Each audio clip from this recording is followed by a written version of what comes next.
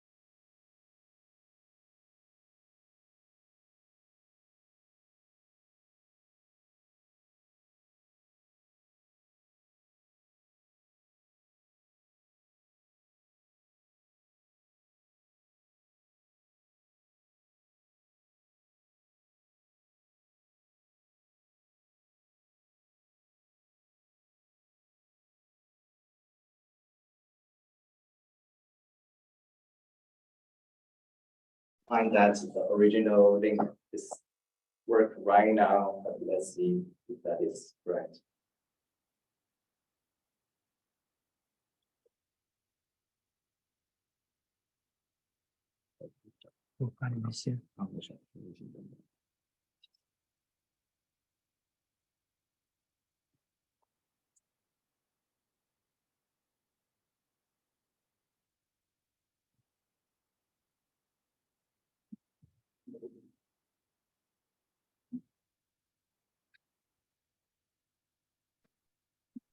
Okay, that's good. We are connecting with the with the speakers and all other different audience together. That's cool. Yeah. Okay, let's continue the.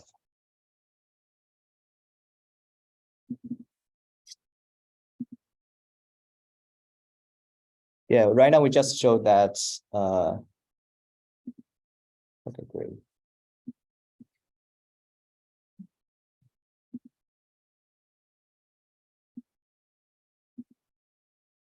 Yeah, why not? We just showed that the common sense reasoning is kind of initial capacity from our young age, like infants or like very early stage of the human beings. And in this workshop, we have a lot of open topics, include all of those, but not limited to that. So so in our workshop, we have two lines of challenge: the Clever Challenge and also the STAR Challenge, which is a little bit more closer to the real world reasoning one by one. And then, yeah, those are the new submissions in this year. And so in this topic, in this year, we are very happy to propose a kind of interesting question about the common sense reasoning, but a little bit specific. That is how much common sense in multimodal foundation models. Since right now, we all know that language foundation model already achieved lots of progress on the common sense. Like if we propose a kind of common sense relevant question to the ChatGPT, they probably give us a kind of a rough answers about the questions with some common sense background, although they are learning from lots of corpus online. Yeah, but there are more new works or new studies. They are working on that already. Like I'm very glad to introduce the unified IO or the Melot. They are come from the very excellent research teams. So they are trying to build a kind of larger foundation model with multimodal capacities, and can understand more about the common sense in the photos or in the different types of instant level information within the photos. So yeah, so we want to, in the future, I think another kind of brainstorm question is that how can we combine the real human capacity with our machines or the systems, and to empower them about the not only the simple perspective of common sense, but also the multiple modality of common sense together. Yeah.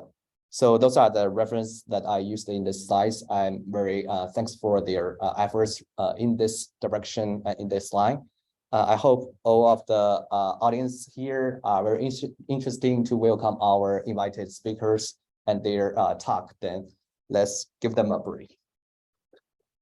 Okay, thank you. So let's see. Yeah, let's see if I can connect them together.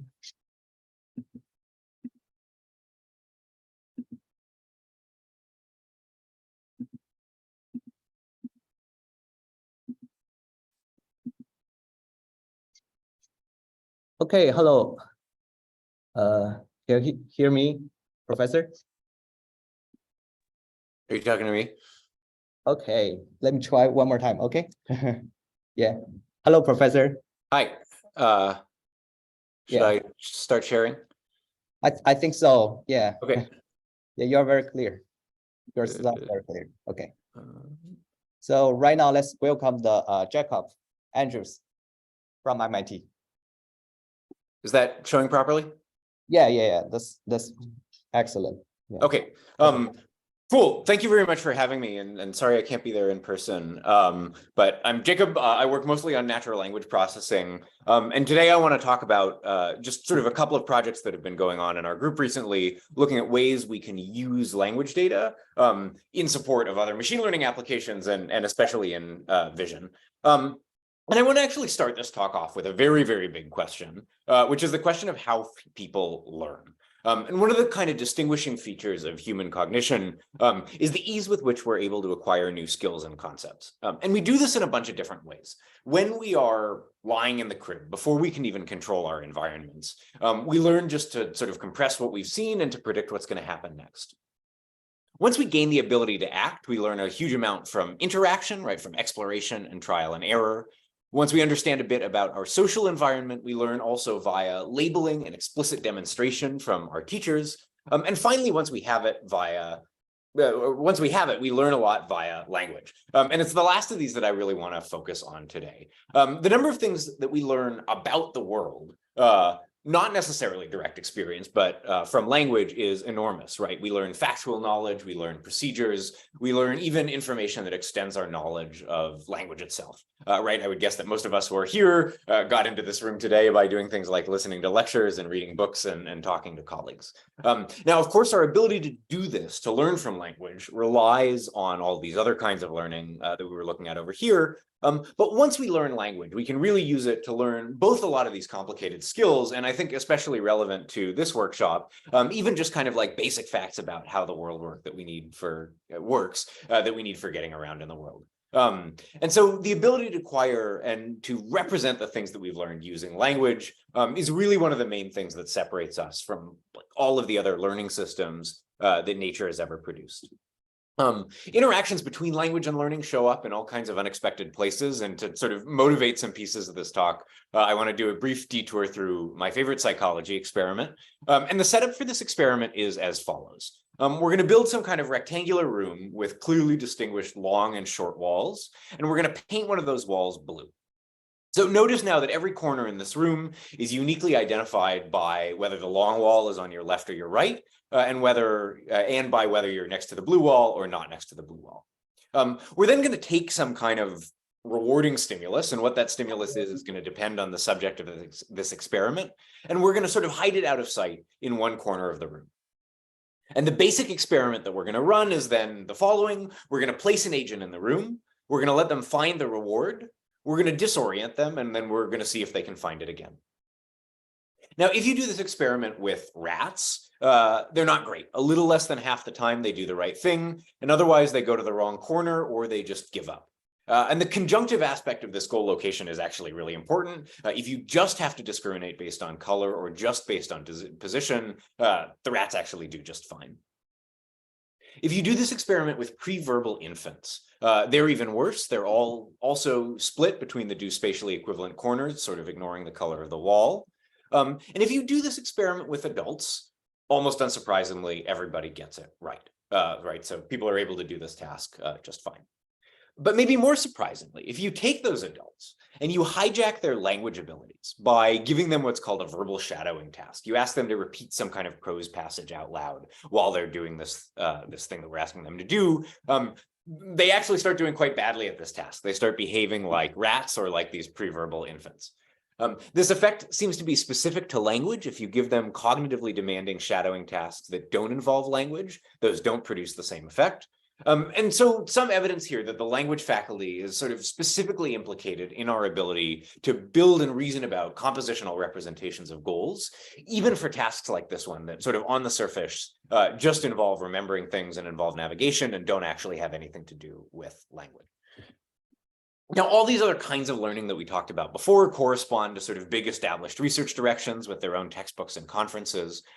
It's really just in the last couple of years that the community, I think, has started to take seriously the possibility that language can be a first-class source of supervision for all these other kinds of machine learning tasks.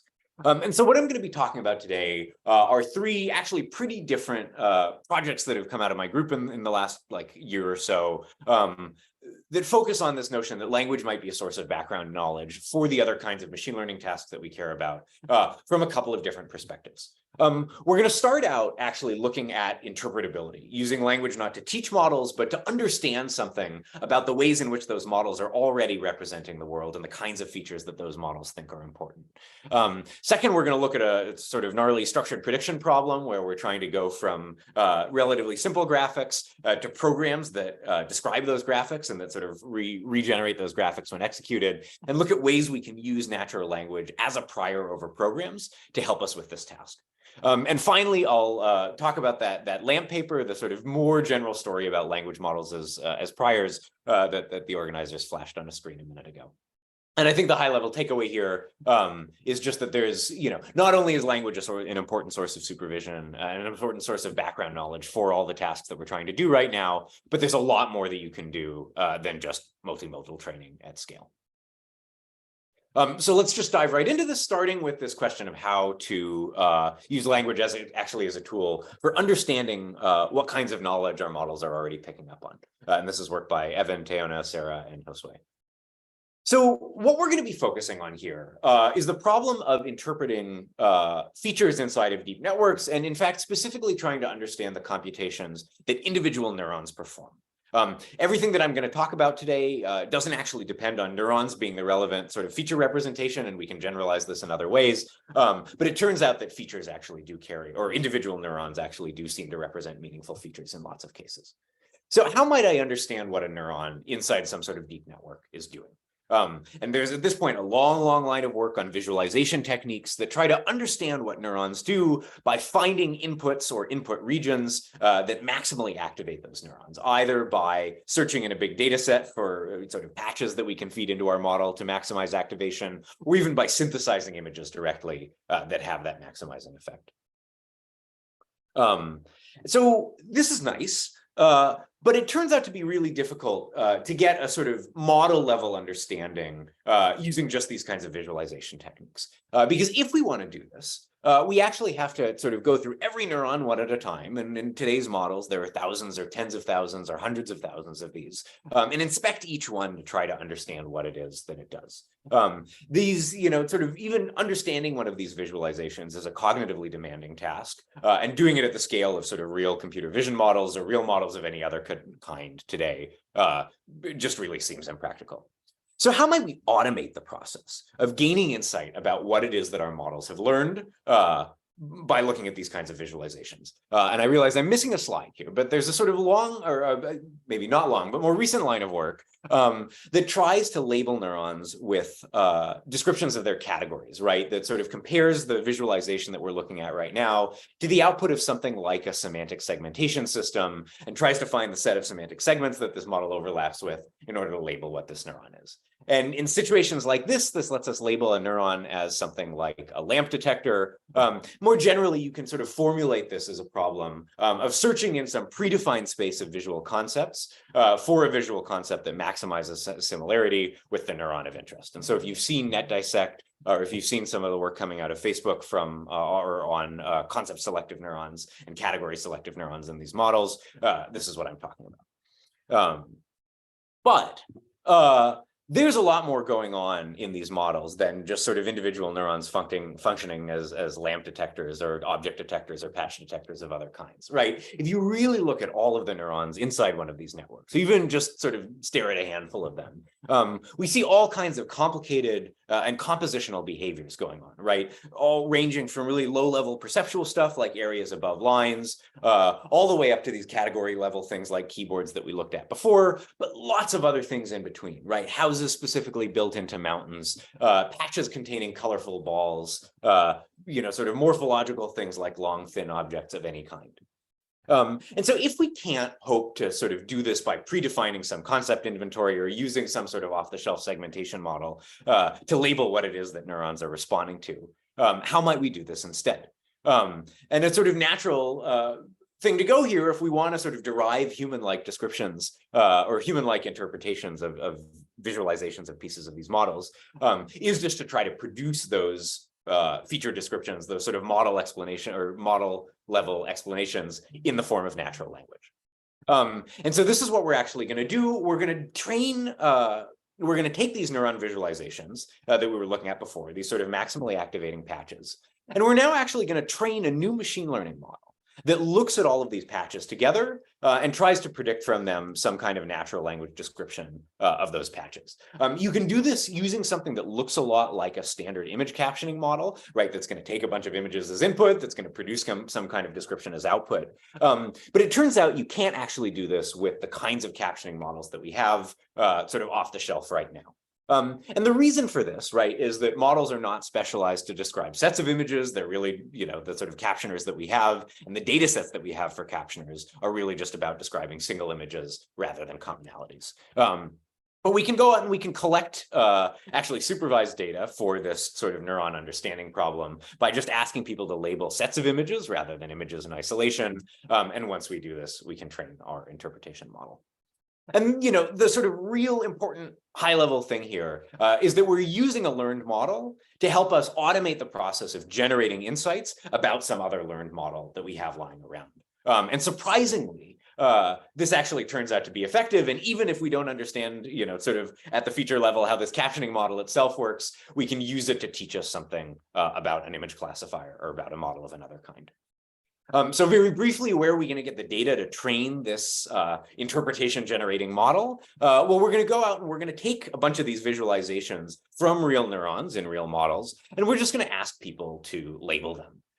When you do this, you actually get some very, very high quality labels. And again, all kinds of real interesting visual phenomena, ranging from things like vertical symmetry, sort of bilateral vertical symmetry, like we're seeing in this top middle portion, and all these other textural and object level things before. And notably, what we're picking up on here are neurons that do lots of different things at the same time, like this neuron in the top right corner that seems to pick up on both plaid shirts and trees.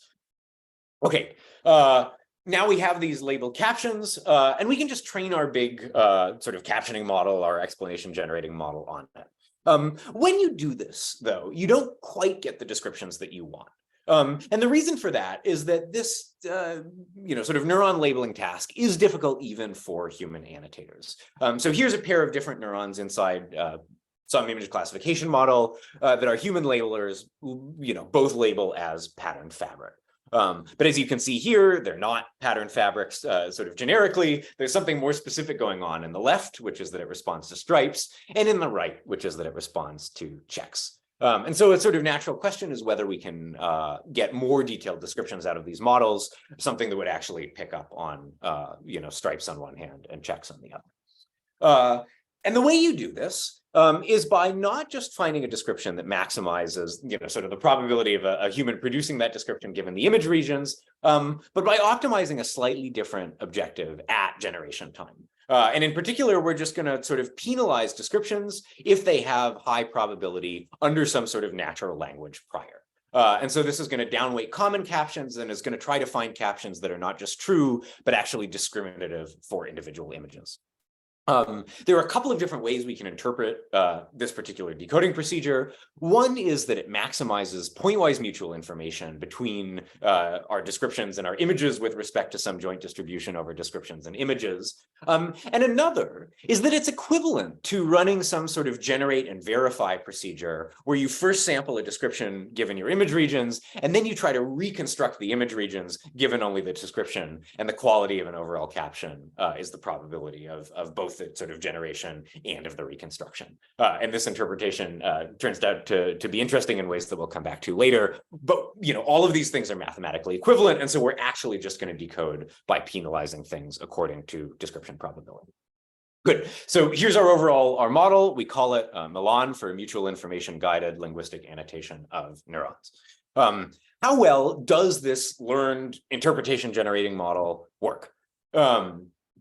So the first thing is that, we trained it on neuron visualizations that were taken from real networks. And so what we really want to see is that we can generalize not just to, sort of labeling the features that we already saw at training time, but actually to new features for new problems. And we do see this kind of generalization. We can generalize both across model architectures, going from AlexNet neurons to ResNet neurons. We can generalize across data sets, going from models that were trained on ImageNet and using annotations, an annotation model that we learned on ImageNet to label models that were trained for MIT places. And we can even totally change the training objective and use models, interpretation models that were trained on CNNs to label neurons in GANs.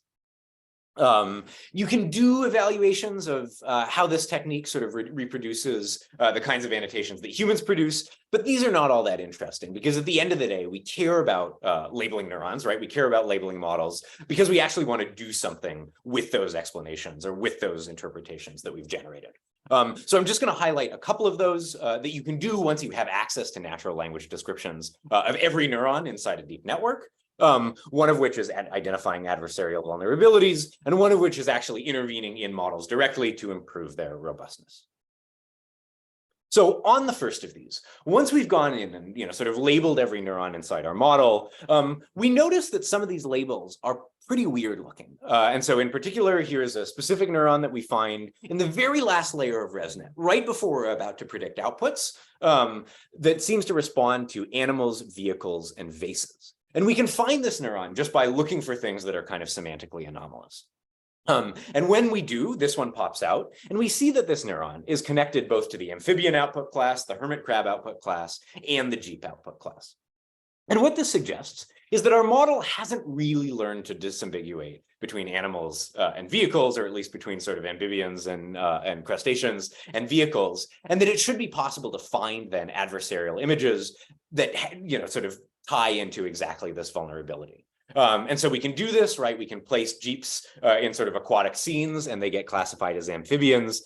We can place jeeps in other scenes and they get classified as hermit crabs. And finally, we can take animals and place them in surprising contexts and they get classified as jeeps instead. And so here we've used this explanation generation procedure to actually gain some kind of actionable insight about our model. It's told us about a specific class confusion and a specific source of adversarial vulnerability. Here's another thing that we can do that has kind of a similar flavor. So one thing that's been noted in a bunch of past work is that if you train a model on all the images on the internet, a lot of those images have text, and a lot of that text is highly correlated with the class of the image, right? So we see pictures of planes and they're labeled with planes. Famously, the clip model, right, will classify something as an iPad if you take an apple and you write the word iPad on it. And so the question is whether we can both sort of notice this behavior happening when it happens and whether we can actually improve it inside models. And we're going to do a sort of clean room version of this experiment in the following way. At training time, we're going to train on a data set of images, some of which are labeled with correct text labels. And at test time, we're going to evaluate on images where the text no longer corresponds to the contents of the image. When you train on this training set, you find, sure enough, inside these models, specific neurons that are sensitive to text, right, that wind up with captions like words and letters.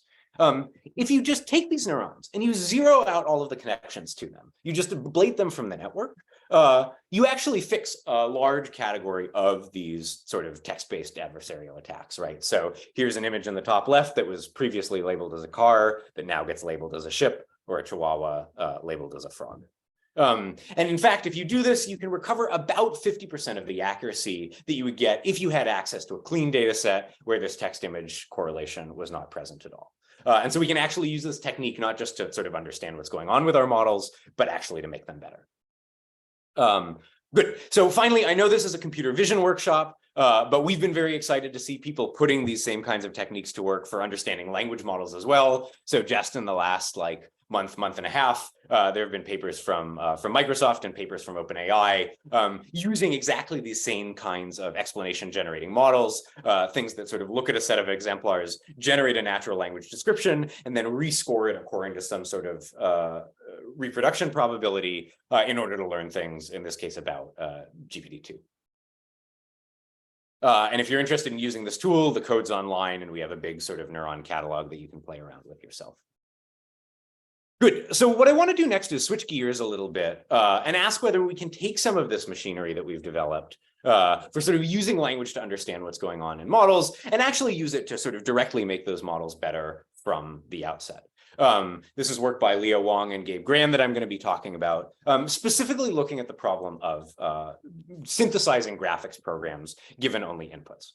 So at a high level, the sort of problem of inductive program synthesis, which is like classic PL problem, is to go from some sort of specification, which in this case is going to be some kind of image, to a computer program that when executed, renders that image as a consequence.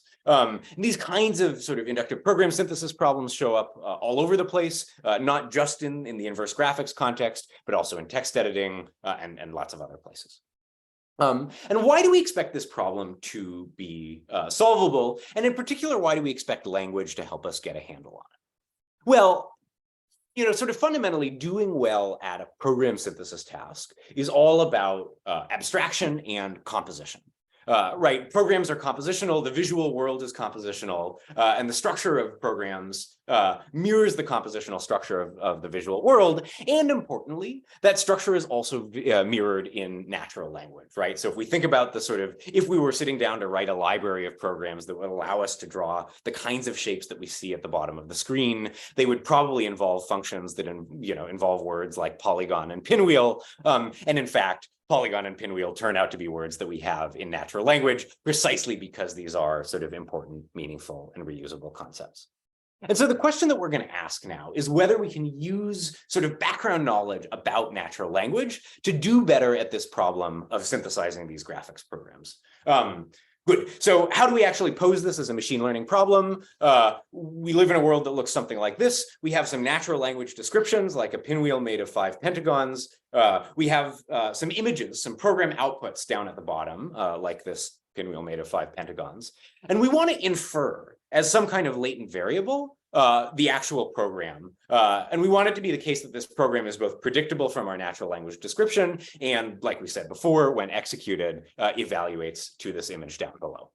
And so we can actually write this down as some kind of, sort of probabilistic generative model where I need some model of how I get from programs or how I get from natural language to programs and how I get from programs to images. And so we're going to implement this in the following way. Our generative model of programs is going to be a large language model. It's going to be, I think in all of the experiments, I'm going to show you codecs, but we now have many sort of general purpose language models that are good at going from language to code. And so we're going to sort of condition the model like this. We're going to tell it what the primitive functions in our language are like, which in this case are sort of all the primitives that you have in like turtle graphics and logo. And then we're going to give it a natural language input, and it's going to give us some sort of distribution over programs as output. Now, notice that the natural language is underspecified here, right? We've said 5 small triangles in a row in this prompt. We haven't said what small means. We haven't said what direction the row is going off in. And so we actually expect this to be, sort of a reasonably high entropy distribution and to be able to sample a bunch of different programs from it, only one of which is going to correspond to this thing in green that we're actually trying to draw. So that's our prior over programs. And then we're going to have an execution model, which is just going to be deterministic and evaluate the program. So how can I do inference in this generative model of programs? Well, a very simple thing that we can do is just to sort of do a brute force search with respect to the sort of base functions that are available to me in this logo graphics language, right? Either guided by the language model or by some bottom-up recognition model that I've trained on a bunch of random image program pairs or some combination of those two things. But this turns out not to work very well. And the reason for that is that the space of programs is truly enormous, right? There's, sort of combinatorially many ways of combining these primitive functions together. And even with a really good heuristic, it's going to be hard for me to explore them all until I find one that evaluates to this thing down at the bottom. However, we can do a little bit better by also using our sort of natural language prior to tell us what kinds of reusable concepts we can assemble from the base primitives in this program language. And so in particular, if I can solve just a handful of these programs by doing this brute force search procedure, I can then go back to my language model and I can ask it to refactor these programs to correspond to sort of meaningful natural language concepts and rewrite them in terms of those concepts that we have in natural language. And so we can sort of put this together actually into an iterative procedure that we call LILO, which the title on the slide is out of date for, I think, library induction with language observations. And what we're going to do here basically is we're going to start out by doing some brute force search using the language model until we find some programs that actually evaluate to the images that we want. And then we're going to ask the language model to refactor those programs to pull out some reusable library functions. And then we're going to add those library functions back into this base DSL and search now in a library that's been enriched with sort of natural language meaningful concepts, right? So here's what the sort of language guided search step looks like we saw before. And here's what this refactoring and compression step looks like. To go into a little bit more detail, we're actually going to let the refactoring happen using sort of some automatic like formal evaluation tools from the programming languages literature that have come out just in the last couple of years. And then we're going to use the language model to tell us what these functions that we've discovered are and give them names. And it turns out to be very good at this. Here's an example of this, not in a graphics domain, but in a regular expression writing domain. And this model is able to recognize a vowel function, just from the sort of raw code of that thing. And so when we do this, when we sort of combine language guided synthesis with language guided library learning, you can dramatically outperform state-of-the-art program synthesis engines. And you can do this, both, with just the natural language annotations and without the big language model, and also with the language model in the loop instead. And maybe most excitingly, the kinds of functions that we learn here turn out to correspond to meaningful natural language concepts, just like we would expect, right? So we invent a new library function that draws these staircases, and we label it as the staircase function in the top right corner here. We find a function that draws semicircles, and we label it as the semicircle function down in the bottom left corner here, and various other things. Maybe even more excitingly, you can use these libraries that you learn to sort of learn things about how humans perceive the visual world. And so we've been collaborating with some cognitive scientists at UCSD and Stanford to do that. But this went by very quickly. I guess the high level point that I want to make is that when we care about solving these inverse graphics problems, we can do much better at them with some sort of prior over graphics programs that doesn't actually have access to any vision at all and has just been trained on text paired with programs. And the reason that this works is that this model, sort of has learned a lot about the visual world and learned a lot about the kinds of common sense concepts that people find important in the visual world just by reading a bunch of text. Good. I have just a little bit of time left, so I want to go very briefly through one super new project that I'm also excited about. Thinking back to the previous project, this program synthesis task, right? The high level structure of our model was I had some kind of natural language string, and I had a language model that placed a prior over that natural language string. And then I had some sort of like vision model, in this case, an execution model that related these natural language descriptions, or in this case, these programs, to actual observations in the visual world. And this turns out to be a much, much more general paradigm than just program synthesis. And there's, in fact, a large number of different sort of vision-y tasks or visual motor control tasks where having access to a natural language prior turns out to be really useful. So here's one on the left where we're trying to do semantic segmentation. Doing well at semantic segmentation is a lot easier if you understand something about the kinds of objects that are likely to co-occur and the places in which they're likely to co-occur. Language models, it turns out, know a lot about those co-occurrence statistics. And so if we write down some kind of generative model, that sort of uses a language model to tell us about the probability of objects co-occurring or of objects appearing in particular rooms, and we do semantic segmentation by doing inference in this entire model with respect to this language model prior, we do better at semantic segmentation.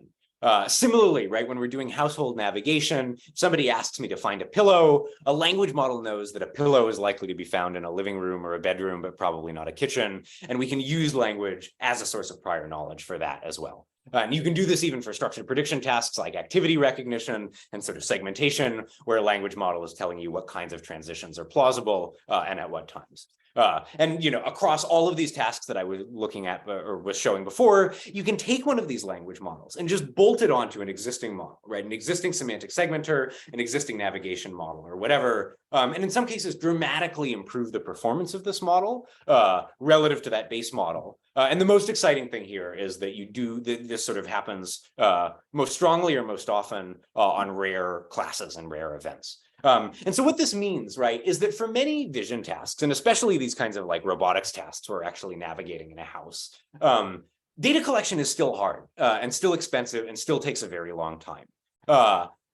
And what that means is that rare events, things that occur infrequently, sort of objects that don't often co-occur but happen to in some piece of the test set have shown up together, those are exactly the cases that we're going to get wrong. And the only hope we have of getting them right is not by expecting them to show up in our little data set, but by having access to some really rich source of prior knowledge about what kinds of things are plausible a priori before we've seen any vision at all.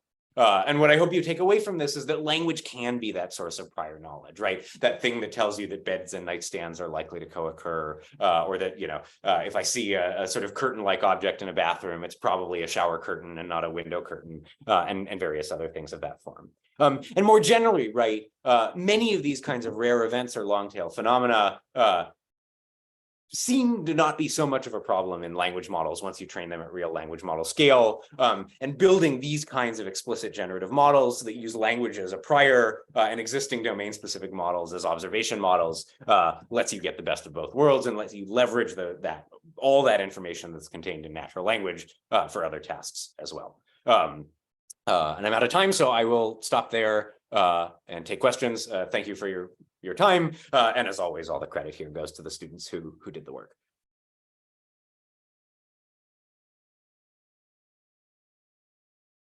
Thank you, Jacob. It's very exciting slides, and we got lots of insights for the neural representation and about your new works.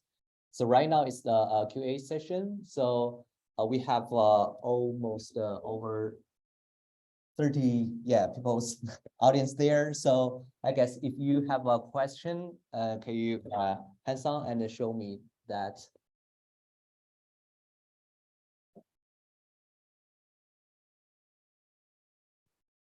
Does anyone have question to the Jacob?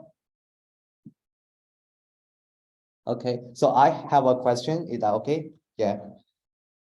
Hello, can you hear me? Okay, so for your first work, the neural visualization, that part. So I saw there are 3 stages. Basically, on the first stage, can we use the unsupervised learning methods, or we still also need to label enough data for that? Yeah.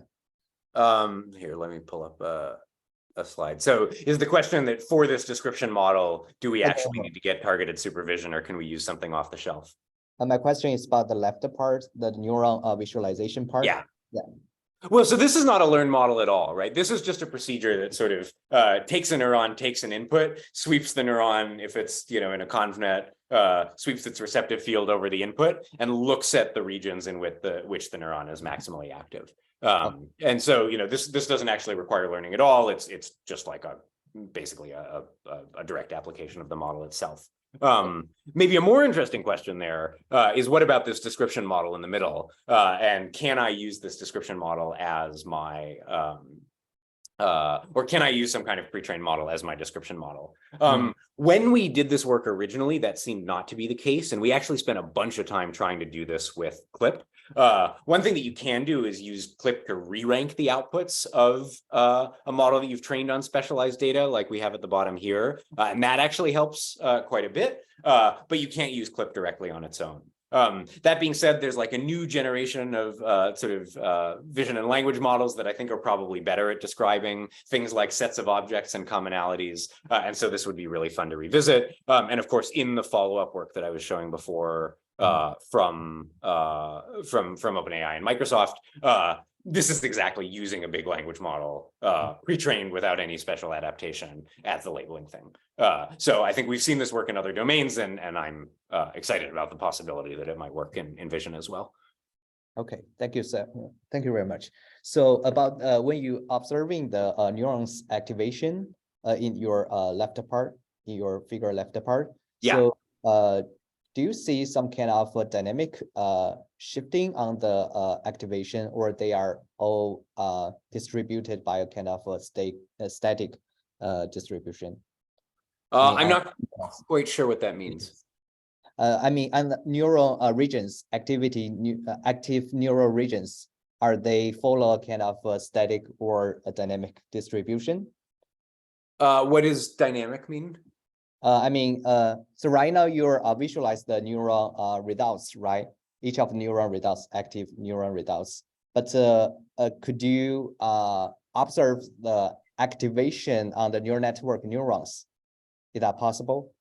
Oh, you mean like thresholding versus doing this?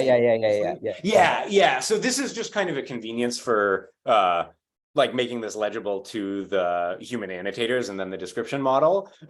You can do these computations not with respect. So we're thresholding activations. We're showing here, I think, like the 95th percentile of the activation for this neuron over the whole data set lights up in these images. But you could certainly train this model, feeding that in as a continuous parameter, as a scalar parameter rather than a binary one. I don't think it would change things that much. And I think there's increasingly evidence. I was actually just at a workshop in Berkeley where some folks from Anthropic were presenting, and they seem pretty convinced that neurons like want to be binary rather than want to represent scalars in a lot of the models that we're training right now. And so that gives me a little bit of hope that this is actually the right thing to do.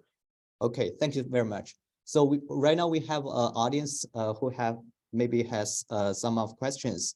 Yeah, please. Can you hear that, Jacob? Yeah. I can't, so if you can repeat it, then that would be good. Yeah, that is working. Okay. Hello, is it working? Yeah, working. Oh, hi, Jacob, awesome talk. So a question about leveraging language models to help perception. So my question is that language models are very good at generalization, composition generalization. Vision models have been really bad at composition generalization. Have you looked at, are these language model priors actually can help vision models to generalize compositionally? Yeah, that's a great question. So actually, one of the things that we do in this semantic segmentation task specifically is we create a train test split where we hold out a specific object-object co-occurrence. I think it might actually be beds and nightstands. So at training time, this model never sees a bed and a nightstand together. And then unsurprisingly, at test time, when those things happen to co-occur, you see big drops in accuracy. And by using the language model to tell you a priori, hey, this is actually a plausible co-occurrence, you can do a little bit better. Now, that's a sort of strong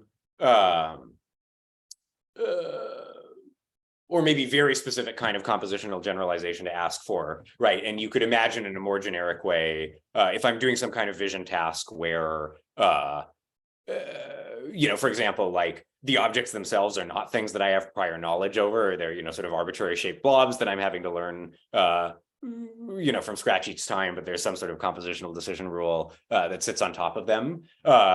Then I think you could still probably build some kind of structured model that leverages the fact that now, even for kind of like more generic symbolic and context learning problems that don't exactly look like language, we do get good kinds of compositional generalization. But the version of this that works right now is kind of where the language model says, hey, this combination that you've never seen before is allowed because I saw it before in the training data.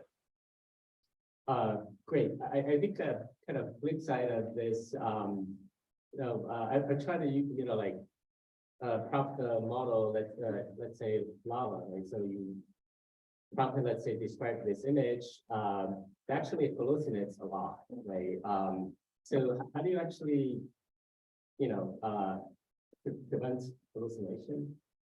Yeah, well, so I mean, this is, I think, an important thing about this kind of architecture, and maybe a case that I will make for continuing to think about models that are modular in this way, and not throwing out the graphical models book. The image observations are getting produced by a vision model, and so you're not going to label something as a bed unless also a sort of vision specific model that's only trained on vision data is pretty sure that the thing that you're looking at is a bed. And so there's no, in some sense, there's no opportunity for hallucination because the language model isn't actually the thing that's like seeing the image. It's just rescoring outputs that were produced by the vision model. Obviously, if the language model is like really, really, really opinionated and says, no, I'm convinced that based on the other objects that are present, this has to be the type of the object that I'm looking at right now, you can get the label wrong.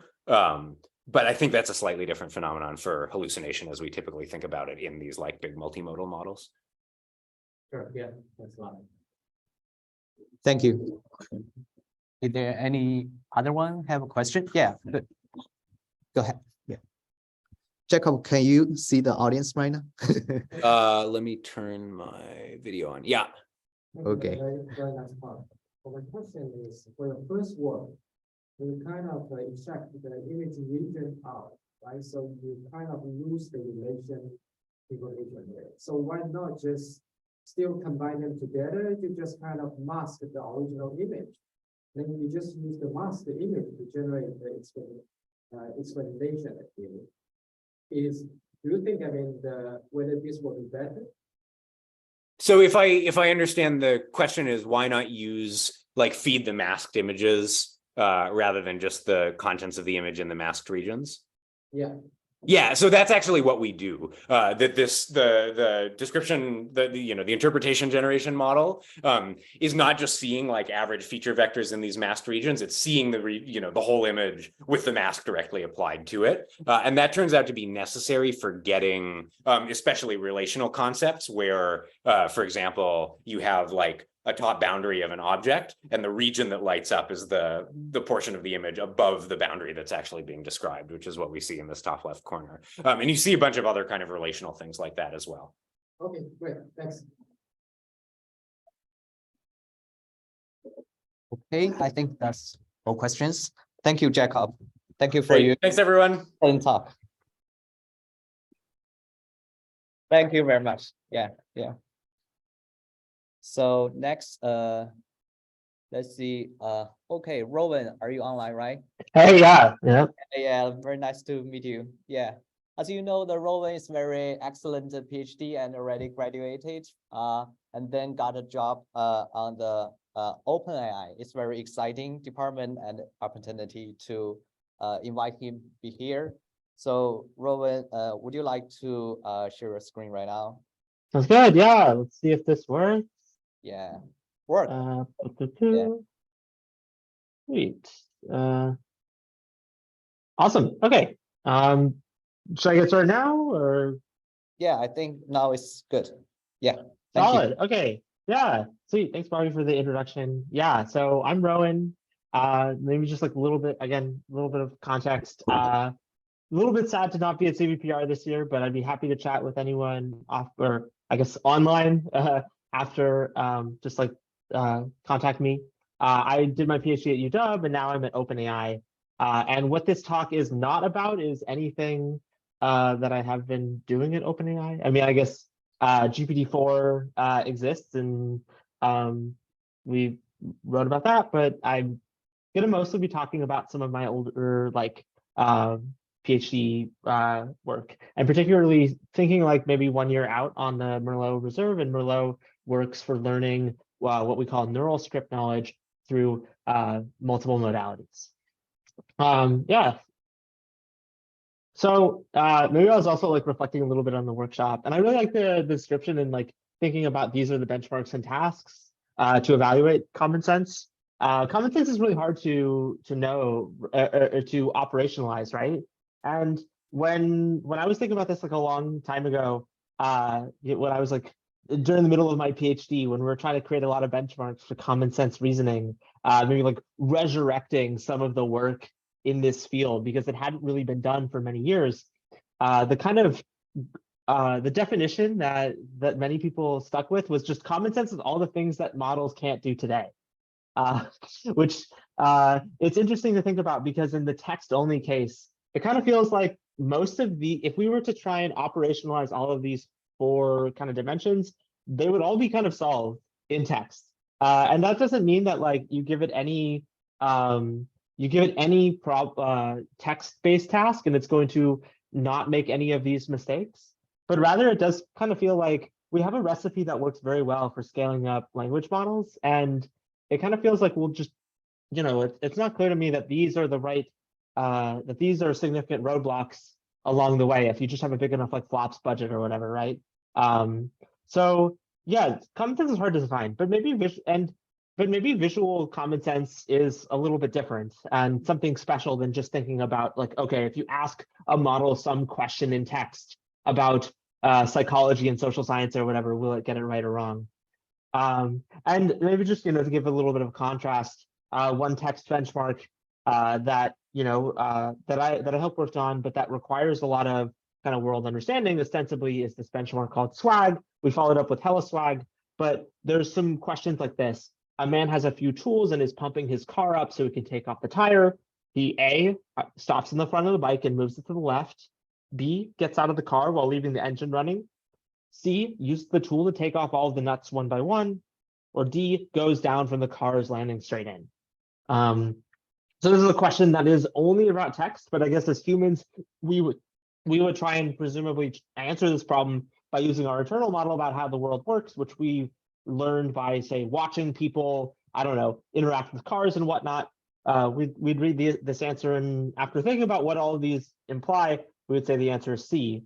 But you know, that's something that like a GPT-4 level model would get right pretty much all the time anyways. And so maybe there's some things that are harder about vision than in the text only case that I think are worth mentioning and highlighting, right? And so maybe there's 2 things that I think are pretty important. So first, the observation space in vision is bigger. Like there's so much more information we're taking in through perception, and much of the information that we perceive is not directly helpful for solving one of these tasks that we're given. And then maybe the other thing is that we don't have a pre-training recipe that seems to work at least quite as neatly as predicting the next word in text. And so maybe I'll be talking about today about some of these things, both like kind of measuring and defining common sense reasoning a bit. And then also like thinking about pre-training recipes for vision and language, because I think that really ticks off that second box. I'm going to be trying to ask more questions than provide answers, but trying to reflect a little about what has and has not worked over the years. Yeah, so hopefully there'll be plenty of exciting questions at the end. Okay, so here's an example, just like a video that I kind of included in all my talks, but I've been showing you this image, right? And given this video or this image, right, I could ask you a question about it. And maybe the question that I want to ask today is, why is this person pointing? And you can think of it yourself and guess, but I would kind of say the answer for why I think this person is pointing is he's telling the server who ordered the pancakes, because there's this server and the server is bringing food to the table and they might not know whose order is whose. And we could come up with an answer like that, but doing so, I think is a pretty tricky problem. Like, it requires understanding the world beyond what is literally shown in the image. And so, like, you could detect the objects here, but that's not enough to know this, how to answer this. You could classify the scene and say it's a diner, but that's also doesn't really help you. You could point out a couple of relationships. And really what I would say for this and many other common sense questions, one of the really important things is that it's really hard to turn this into some to define a structure that neatly gives you the answer to this task, or that would be sufficient to describe this image enough to be able to answer this question correctly. And I think like maybe that's something important about like visual common sense, is that it involves, like, for any kind of structure that you provide about the world, visual common sense is always like, no, that structure is never enough. And so maybe the only structure, like, I mean, we could do toy experiments all the time, like all day, with learning these structures, but I think visual common sense is always going to be a little bit further than that. And so maybe the only, maybe like the only thing we can really do is just write out a really long, detailed, messy description in natural language. But I don't know, I think that still kind of doesn't quite get at the real problem, which is that we can zoom in arbitrarily and always ask some more question or provide some more detail that just was not in the very detailed caption. And so like these are surface level observations, but from the vision, we as humans are making inferences about the physics of the world, making inferences about events. And this is not like, this observation that I'm giving you is not a very new observation. It's been around for many decades. And one such formalism that's very popular is called script knowledge. It's posed by Schenck and Abelson back in 1977, or at least that bigram was coined by them, at least to the best of my knowledge. And what's interesting is that like many of the things that they describe in this very old paper do kind of pertain to that previous example I was showing about the diner. So they viewed going to a restaurant as following these exact steps, and they look kind of weird. They look like a little bit of a hybrid between English and assembly language. But I think it actually relates deeply to that diner example, because it's about people's roles and what they're doing and the order of events. So customers need to enter the restaurant, then they need to order food, and so on.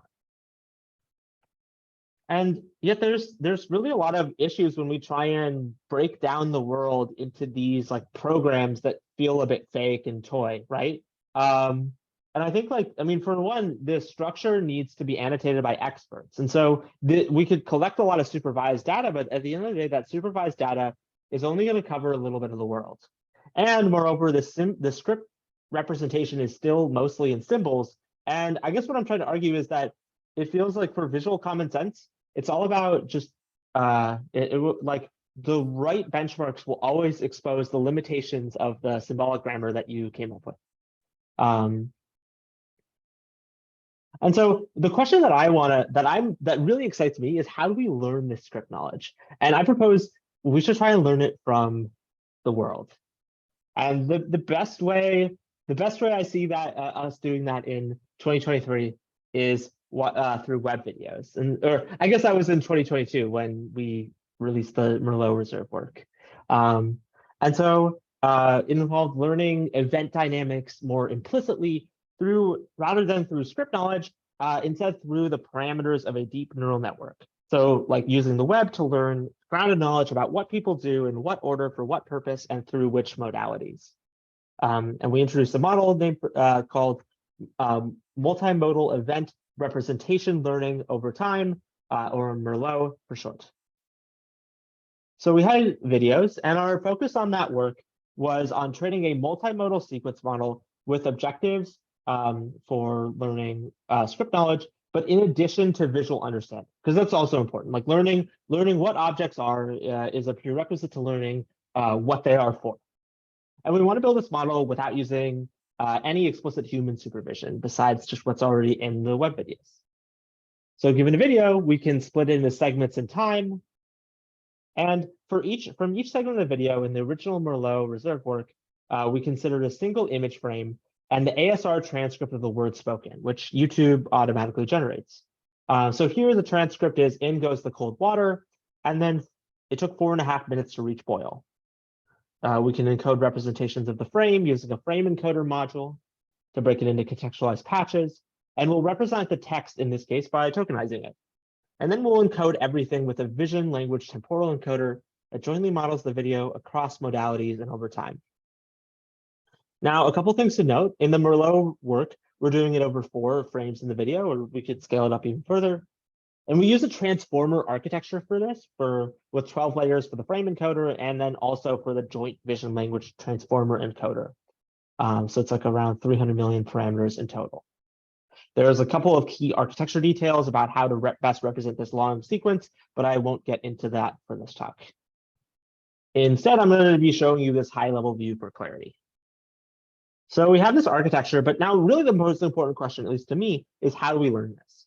And in fact, when we began this project, we began it a long time ago, like back in 2019, actually. And when we began it, we actually didn't even know it was possible to learn script knowledge from video self-supervision.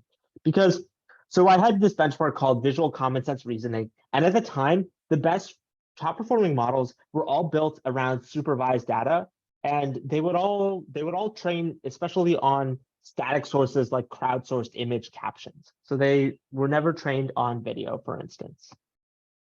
So we tried a couple of objectives. The first one is we had Merlot predict masked out words. So basically the BERT objective. So you replace words like boil with a special token mask and have the model guess what might have been there. And the mask prediction approach is this like bread and butter learning objective for self-supervision on text. That was like what was also used by image caption models back then as well. But when we tried just using this objective, it did not work at all. The model learned nothing about images and much less contextual videos. And so there's a lot to unpack here. A couple of like retrospectives that I could talk about here. I think what happens is you give the model so much text already that it doesn't really need to, in order to learn how to predict a masked out word, it can just use the other non-masked out words, and it doesn't need to like learn good representations of the visual world at all. So we actually addressed this by devising a special word selection algorithm in the Merlot work. And I won't get into the details here due to time. I think there's probably there's probably a bunch of like simpler ways to do it. Maybe you want to just learn everything like a left to right language decoder. That's probably the simplest way, or you could do something contrastive, which is what we tried in the next work. But these are all, we found improvements over the random masking approach, which didn't get us off the ground. Then we also added an objective of like contrastive learning by maximizing the video frame to its encoded transcript. And that was important because it supervised the frame encoder. So remember, we're learning everything end to end, And this prevents the frame encoder from just like not from having this like problem at the beginning of training where it just doesn't really do anything useful. And so the language model, the vision language temporal encoder on top learns to just kind of ignore it. And so this prevents that from happening. And then finally, we had a frame ordering objective. And so the idea was, we'll tell it that this is frame A and that's frame B. And when we randomly shuffle those named frames, we'll tell the model to put them back in the right order again. And so, the hope is that like now you have a model that's learning not just kind of what exists in the visual world, but then also why and in what order. Maybe what we wanted to learn is that this person might be testing out their stove to see how fast it boils water. We want to learn beyond recognition about world knowledge. And we trained Merlot at scale using 6 million videos that cover diverse topics. These are some pretty old numbers, but we can evaluate Merlot using the VCR benchmark I introduced earlier in this talk, or I didn't introduce it in this talk, but that I was briefly talking about. And these are all in the fine-tune setting. You fine-tune a vision or image caption model, you get 58.2%.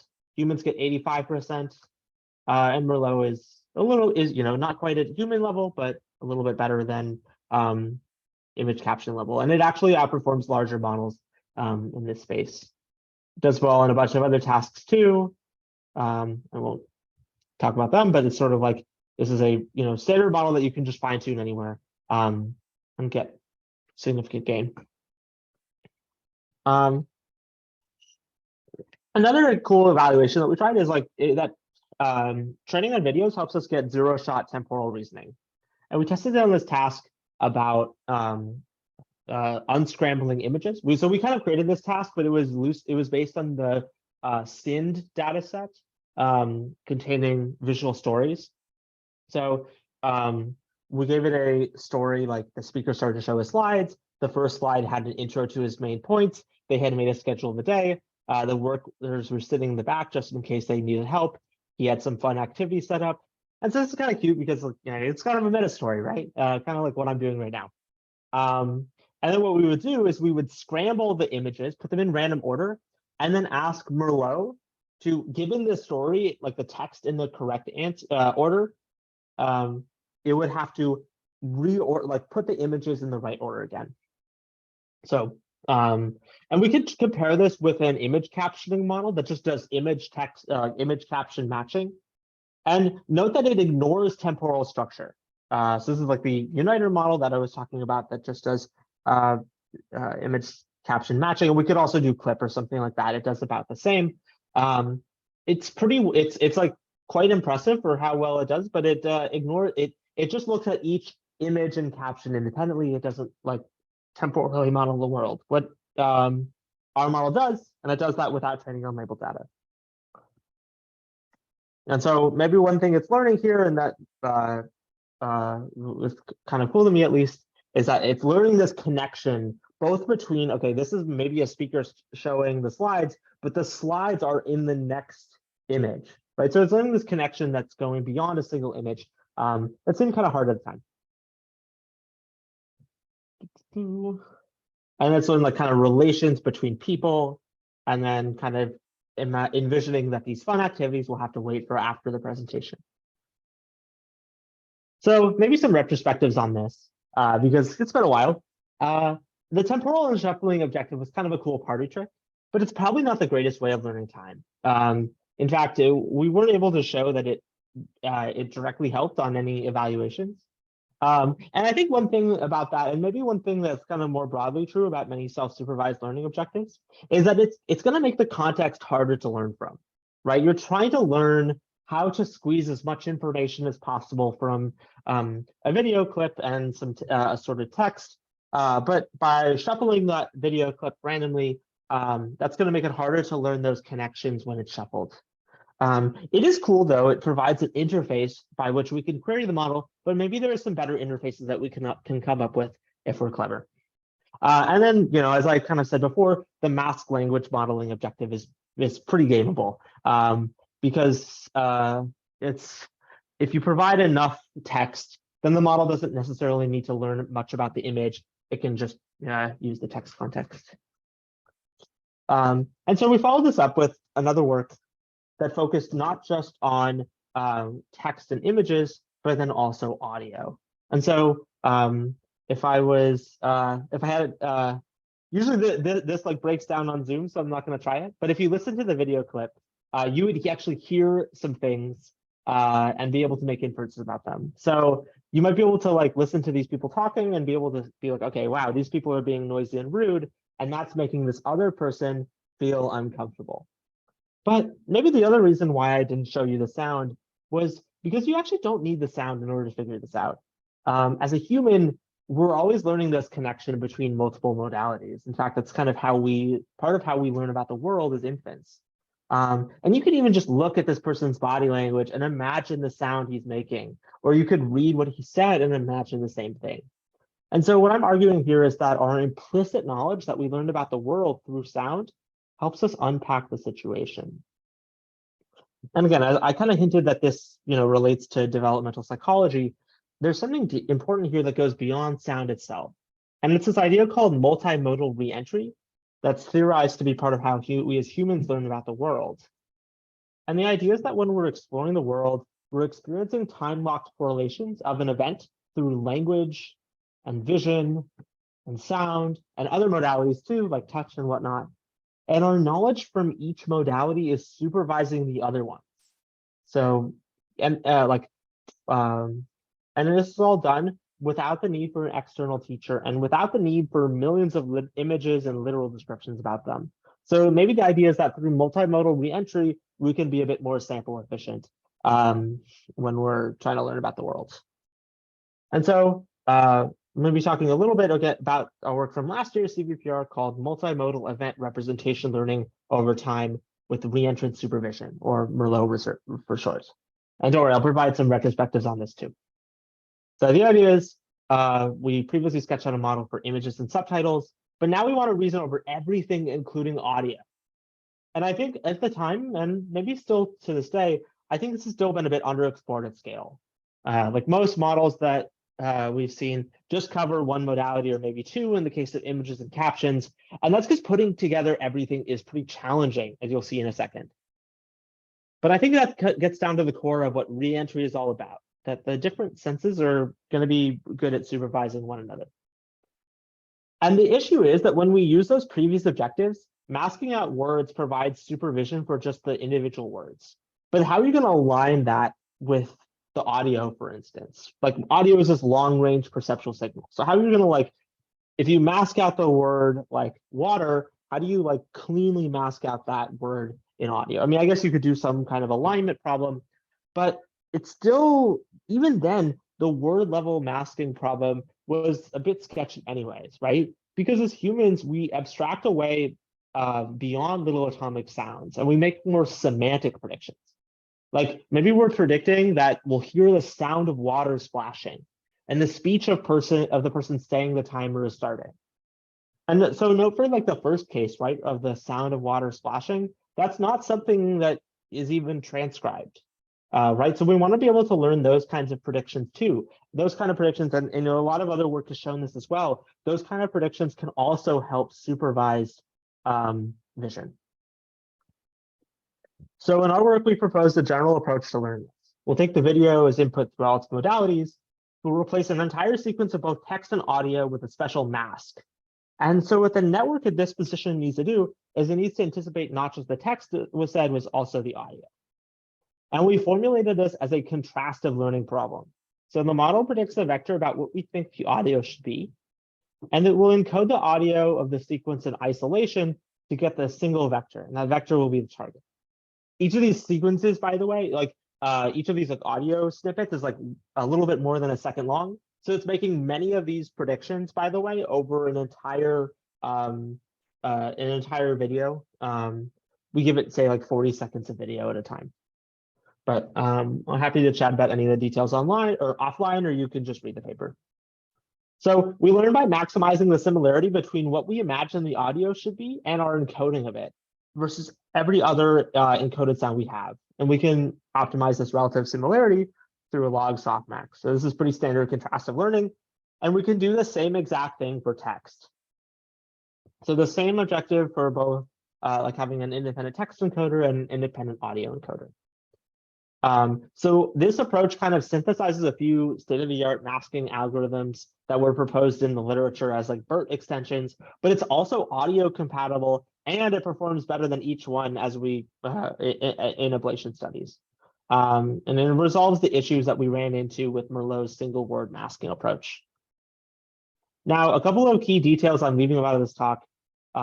There's going to be like one of the difficulties with contrastive learning is that there will be spurious correlations if you don't formulate the model, if you allow for kind of overlaps between what you're predicting on one side and then the context on the other. And so really concretely, if we're trying to predict audio and that happens to overlap with the audio that we gave the model or the text that we gave the model, even if it's a little bit, that means there's going to be a bias. And so what we had to do is introduce an algorithmic approach to carefully mask out the audio and text spans, thus preventing spurious correlations during model pre-training. It's definitely a bit involved, and it's part of the reason it's involved is because I think it's there's both noise in the ASR model, but also it's kind of a difficult problem to know exactly when a word, like how a word aligns with the audio sequence anyways. Might be better to discuss offline, or you can read the paper. But the high level idea, right, is that we're training through reentry using sound and subtitles to teach multimodal neural script knowledge. And through this, we can look at VCR again in a fine-tuned setting. Merlot Reserve gets 71.5%. That was even better than Merlot, and suggesting that sound helps, even for a task without sound. We have another demo that you're welcome to check out. You can give it this diner scene that I was talking about and ask it to predict what's going to happen. Is the man pointing because he wants to tell the server who ordered the pancakes, or because he wants to accuse the other man of something? Here it says the man is pointing because he wants to tell the server who ordered the pancakes with 90.3% probability. And so, right, that was Merlot Reserve, a tiny step towards this idea of learning neural script knowledge that crisscrosses these diverse ways of experiencing the world. And taking a step back, like kind of thinking about Merlot Reserve, but in connection with a lot of the other things that we've seen over the last year, especially. Contrastive learning is this great workhorse, but it is kind of limited, right? You need to set your data up very carefully to avoid leakage and spurious correlations. And we kind of did that for Merlot Reserve, but it was pretty tricky. And that also means that maybe it's more difficult to model more complicated distributions.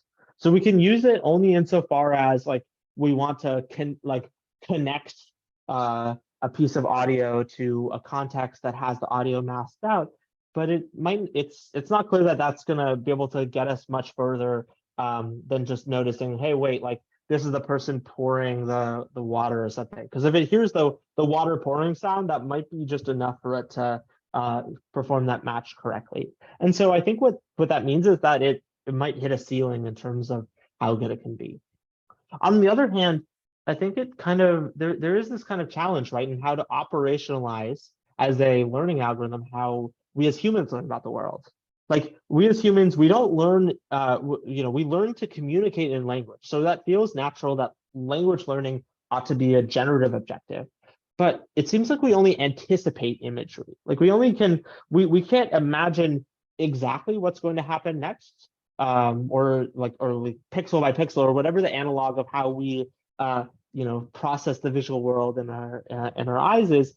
But we can kind of anticipate, okay, well, it's more likely if I let go of an object, it's going to drop. And so that we're going to see it kind of move, right? So we're anticipating the world through this like world model that we're building up, even if we can't predict it exactly.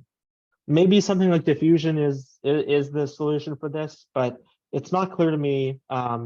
It's not clear to me what where we should be in this space between like pure contrastive and pure generative. So yeah, definitely more questions than answers here. If anyone has any thoughts or ideas or wants to chat, I'd love to hear it. Otherwise, that's all I have for this talk. Check out my website, rowenzellers.com, and you can check out the project page at rowenzellers.com/Merlot Reserve. Love to hear if anyone has any questions. Yeah, that's very good. And you guys have any questions about the Rowan's slides? for other topics? Okay, here's one. Maybe. Hi, Robert. We talk. So yeah, we chat about like your you're saying there's no good retraining task, right? Like large language models predict the next token. So what do you think about predicting images, right? Like predict the actual pixel level, or you could predict the latent representation. Would that be similar to compression intelligence? You're essentially compressing image data. Yeah, I guess, I mean, so the question of being like how maybe like predicting the next token somehow, or the next like visual token somehow, or predicting pixels or something, maybe that could be a helpful signal. And yeah, maybe it is. I guess what I think though is that like maybe, if we put on our developmental psychology hats, it kind of feels like as humans we don't directly seem to do this. We seem to be learning by anticipating the world rather than like predicting exactly what's going to happen next.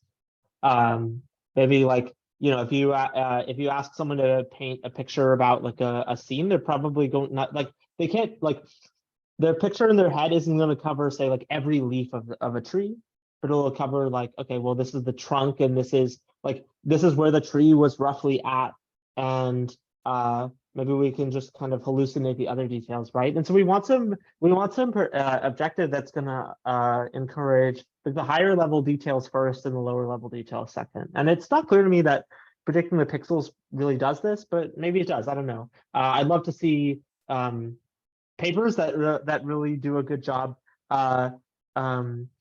evaluating this, and they probably exist, but I'm not quite aware of any yet. Well, you also have like paired video and text data, so you could maybe text and then you predict text of what comes next in text. True.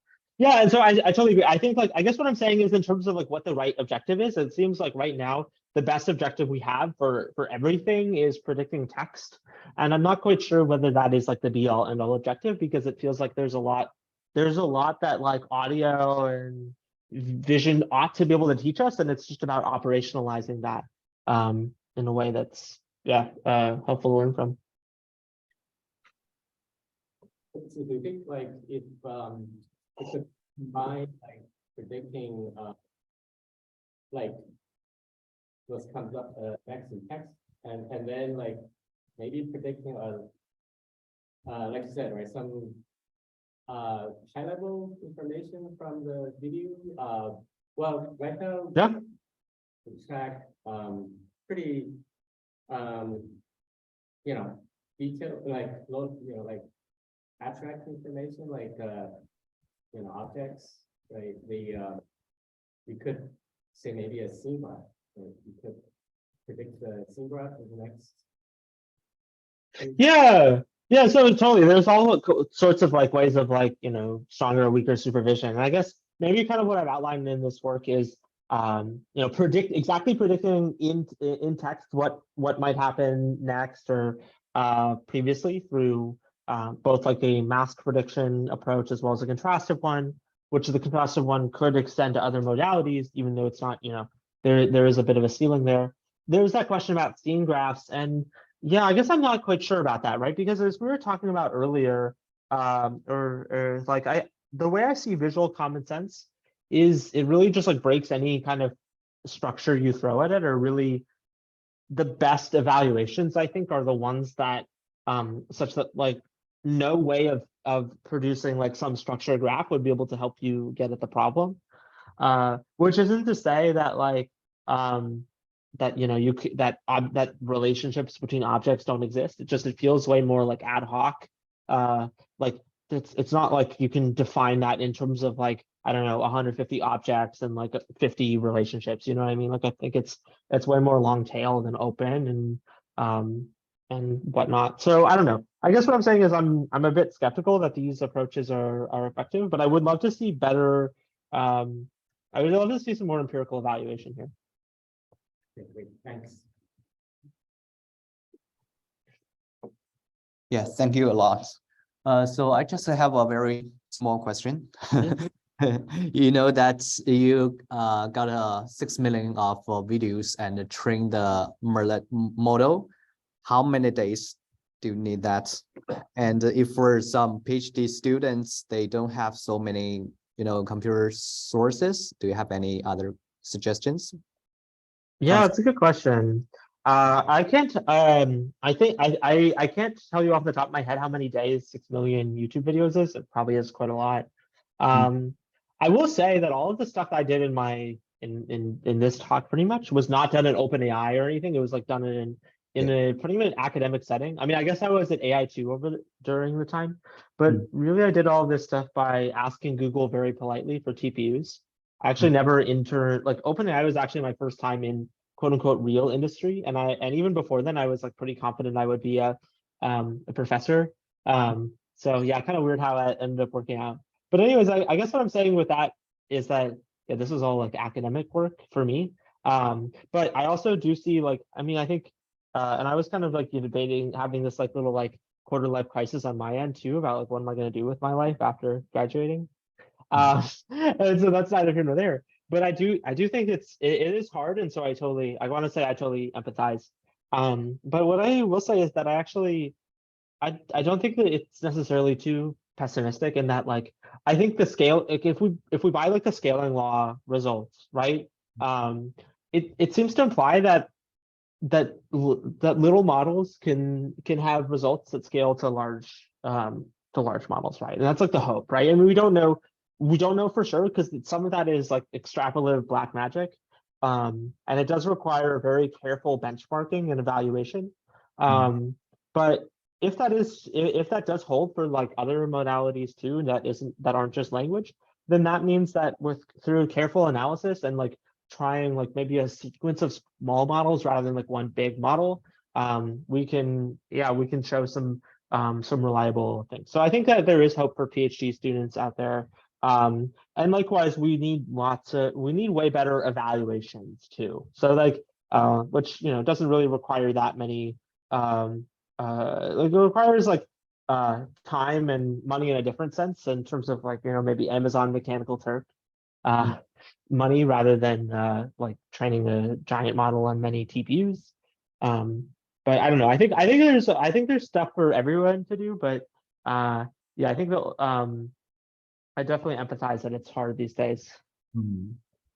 Okay, so another question is about right now, some of the large language model, they already have some capacities for answering the common sense questions, where you explain the facts or behind the reason process of that of the questions. So do you think this is kind of a reliable way to close to the machine common sense, or is there any other expectation in the future?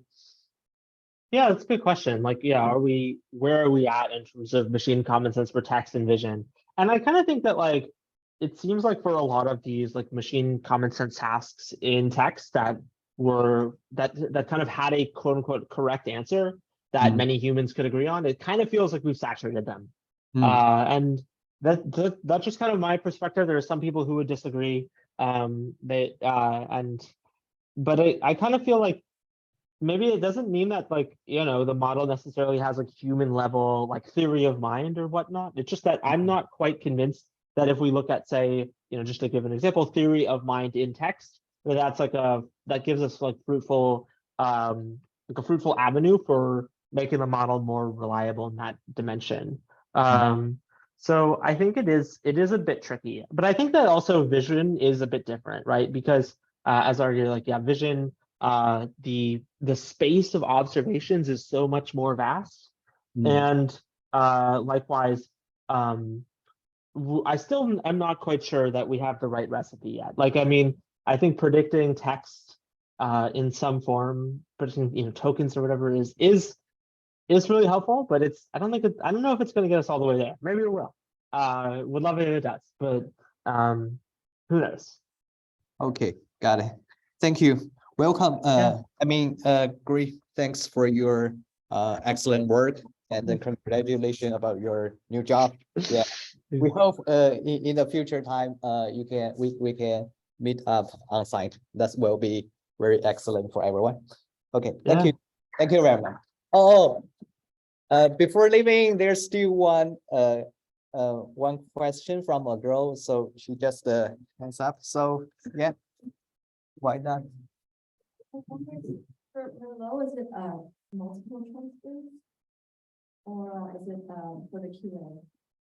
I was wondering, because I was reading the Vision Common Sense 201 paper and it was like multiple choice. I was just curious how long you think it would take, or what does it take to make it not multiple choice based? What does it take to make it what? Sorry, Not multiple choice.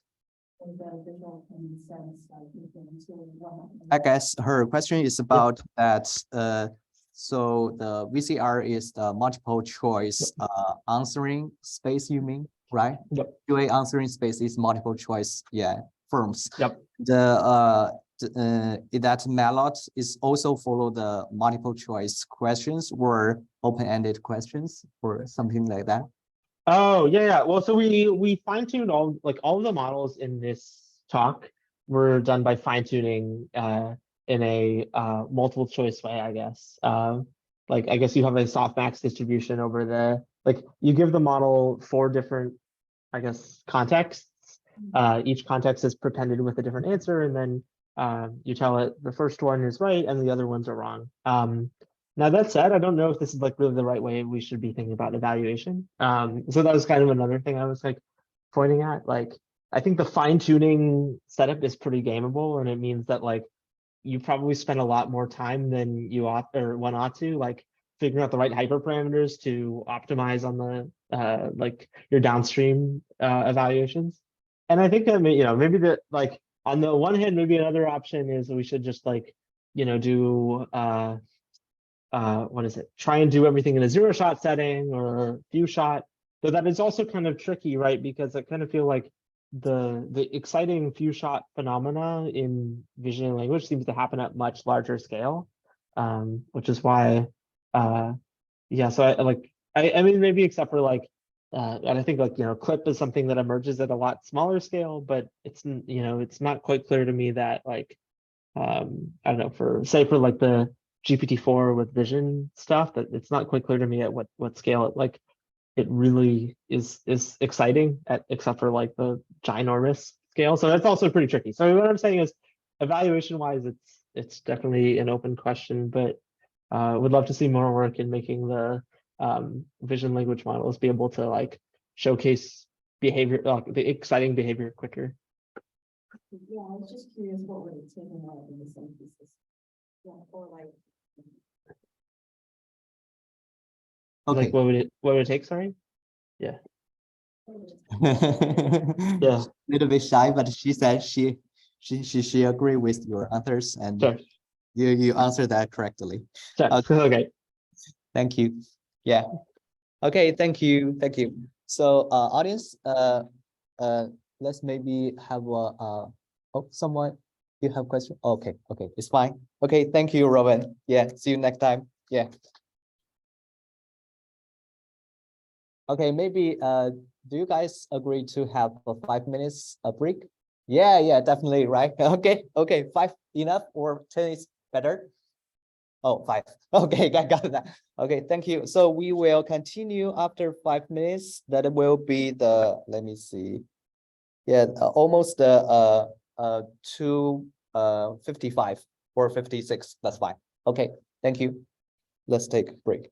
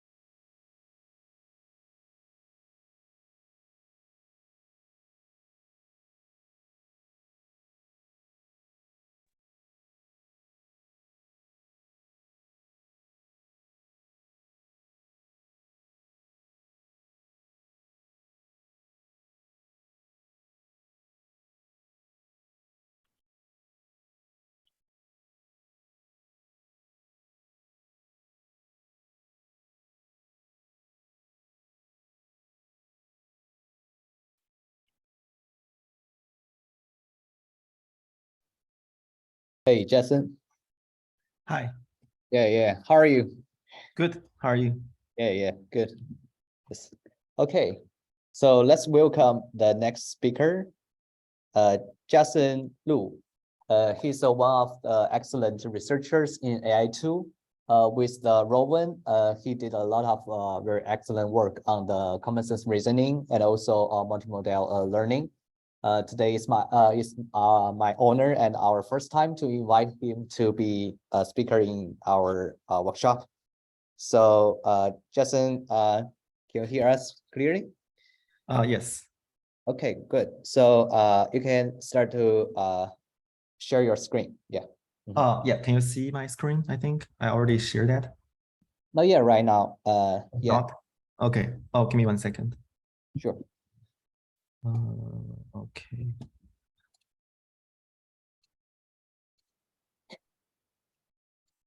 Stop sharing.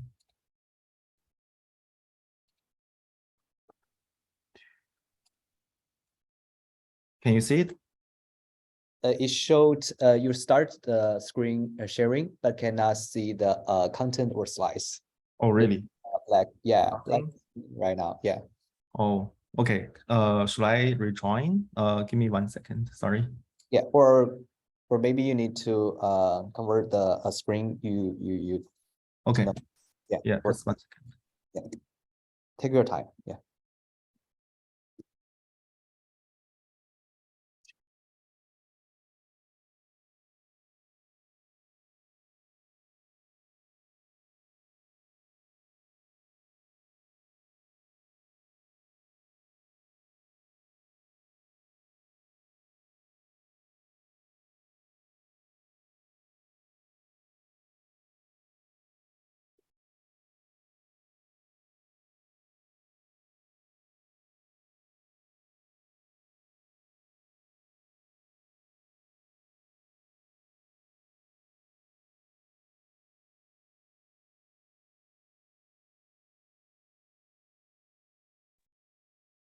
Okay, let me share now.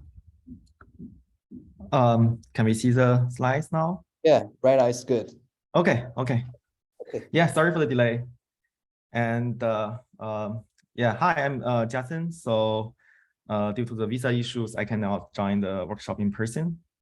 And yeah, so today I'm going to talk about this kind of like a 3 different approach towards this multi-modal LLMs. Like, though like Rowan's here and there's GPT-4 is great, but there are a lot of open source approaches trying to achieving that. So the first two part of the will be more like a summarization of the existing work. I will also share our ongoing some efforts about training these things from scratch. Okay, let's start. So like needless to say that these large language models demonstrate really strong capabilities, right? So on the left, so this is an example of this ChatGPT blog post about the model can really accomplish a query of the users, which is to write a short note to introduce himself to the user.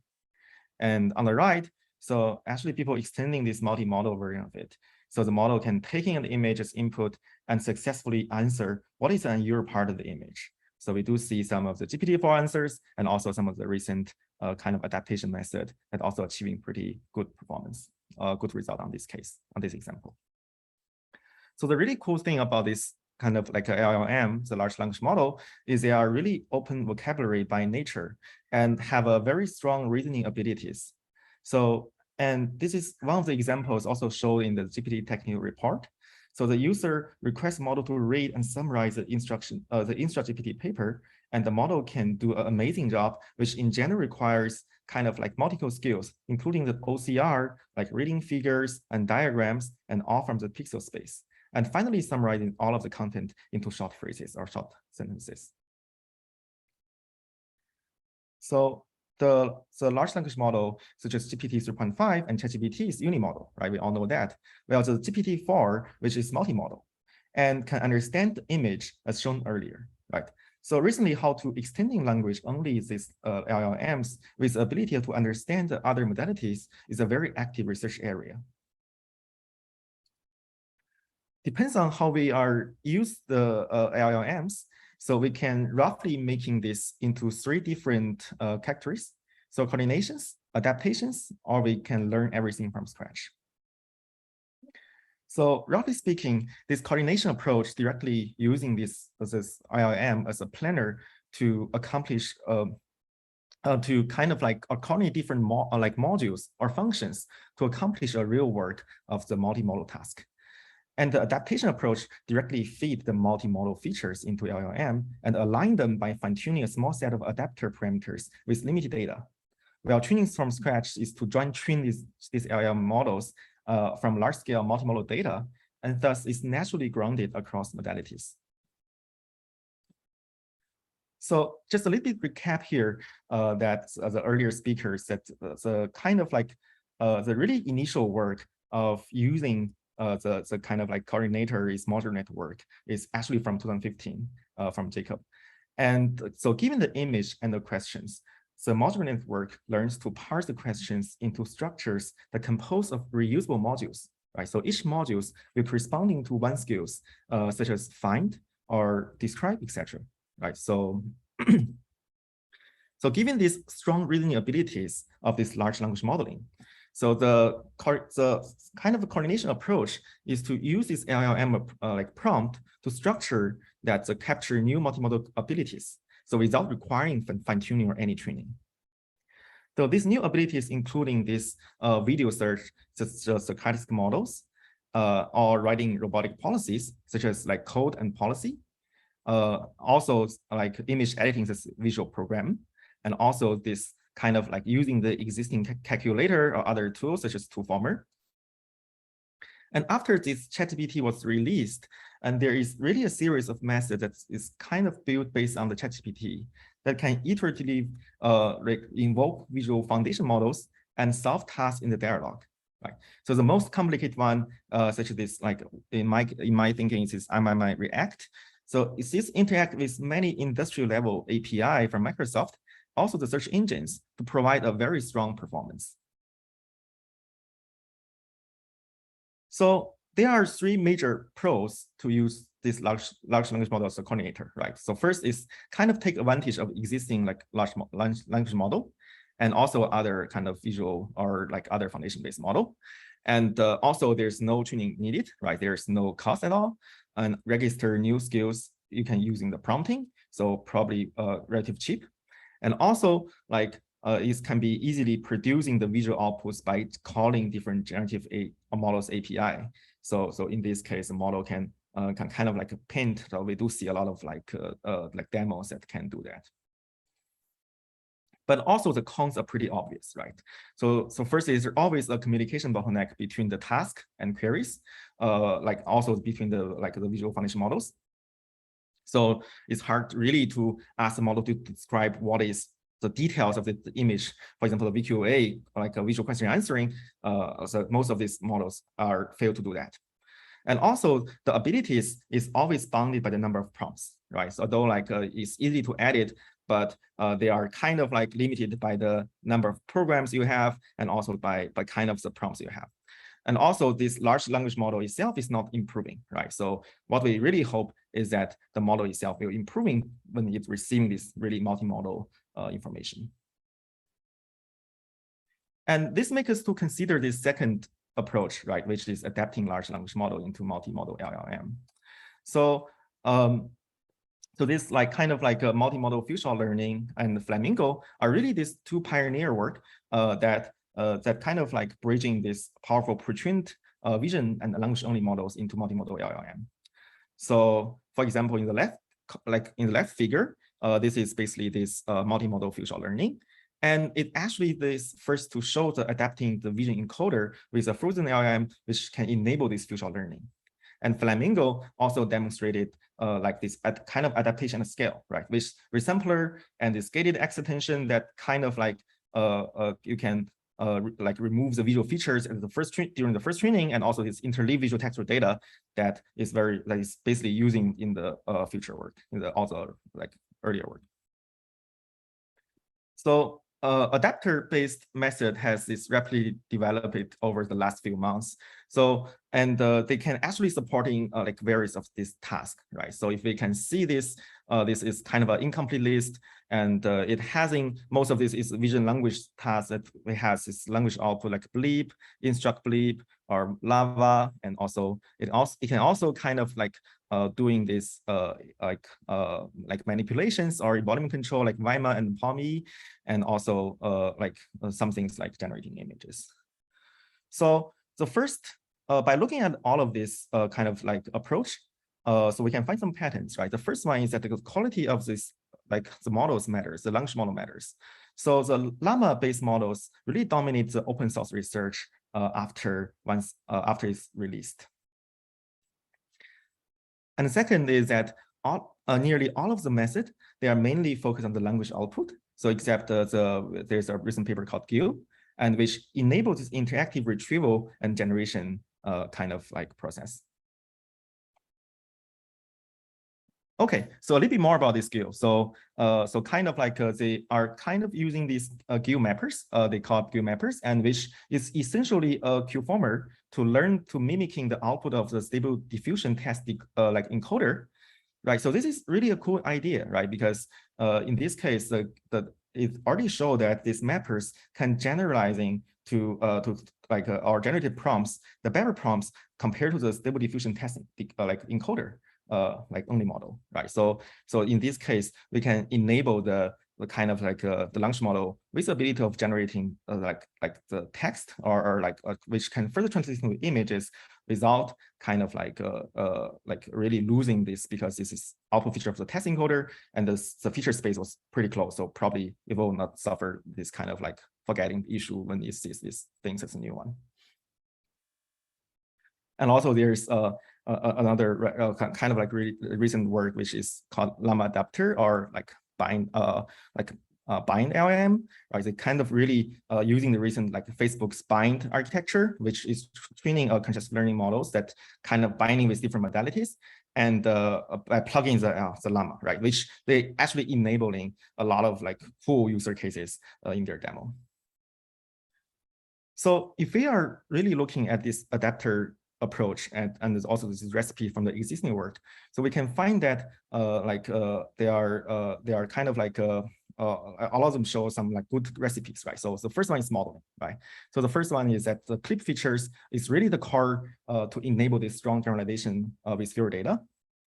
So kind of like earlier, like for example, the first paper, they are using this image and the features, and also I think that's why this model is not working well.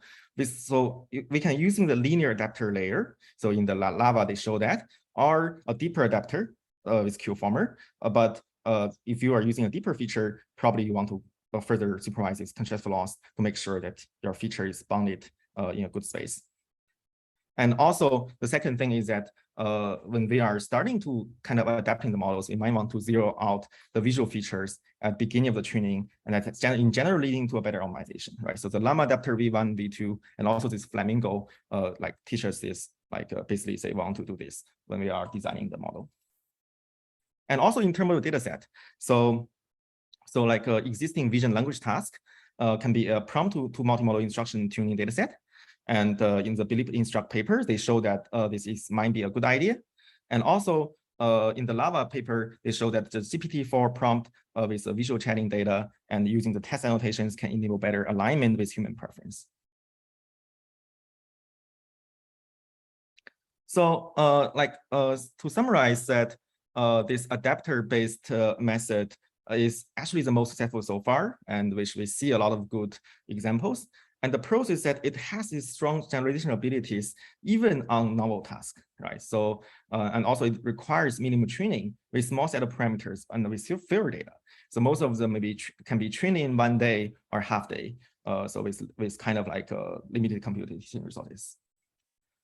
Well, there are also some cons here. So, first is that most of them still limited with language output, right? So I guess this is the reason why, because the model was pre-trained in the language space already. So if you are really optimizing the models to do some other task, it will suffer this this credit forgetting, right? So basically, say you will forgetting the earlier like learned things, right? And also we are really frozen it to not able to let it to forget. So the other thing is that this large language model itself is not improving, right? Because we are frozen the major part of the model. Yeah. And yeah, and the third part is about the training the multimodal language model from scratch. This is still a very open-ended research domain. So this figure is based on the paper of the Cosmo 1. So that is capable of perceiving image input and performing this multimodal in-context learning. So it shows a very strong in-context reasoning abilities with limited model size. Right. However, so one limitation is that the model is still only produce text output. Right. This is very similar to this Flamingo and others this adaptation method. So, so this is not satisfying, right? But why do we care about this multimodal output for a large language model, right? So like kind of like the answers might be the first is robustness, right? So in general, like so there's a theory that's like assumption that it's a multimodal output or multimodal information creating a redundancy such that the system functions functions even loss of one components.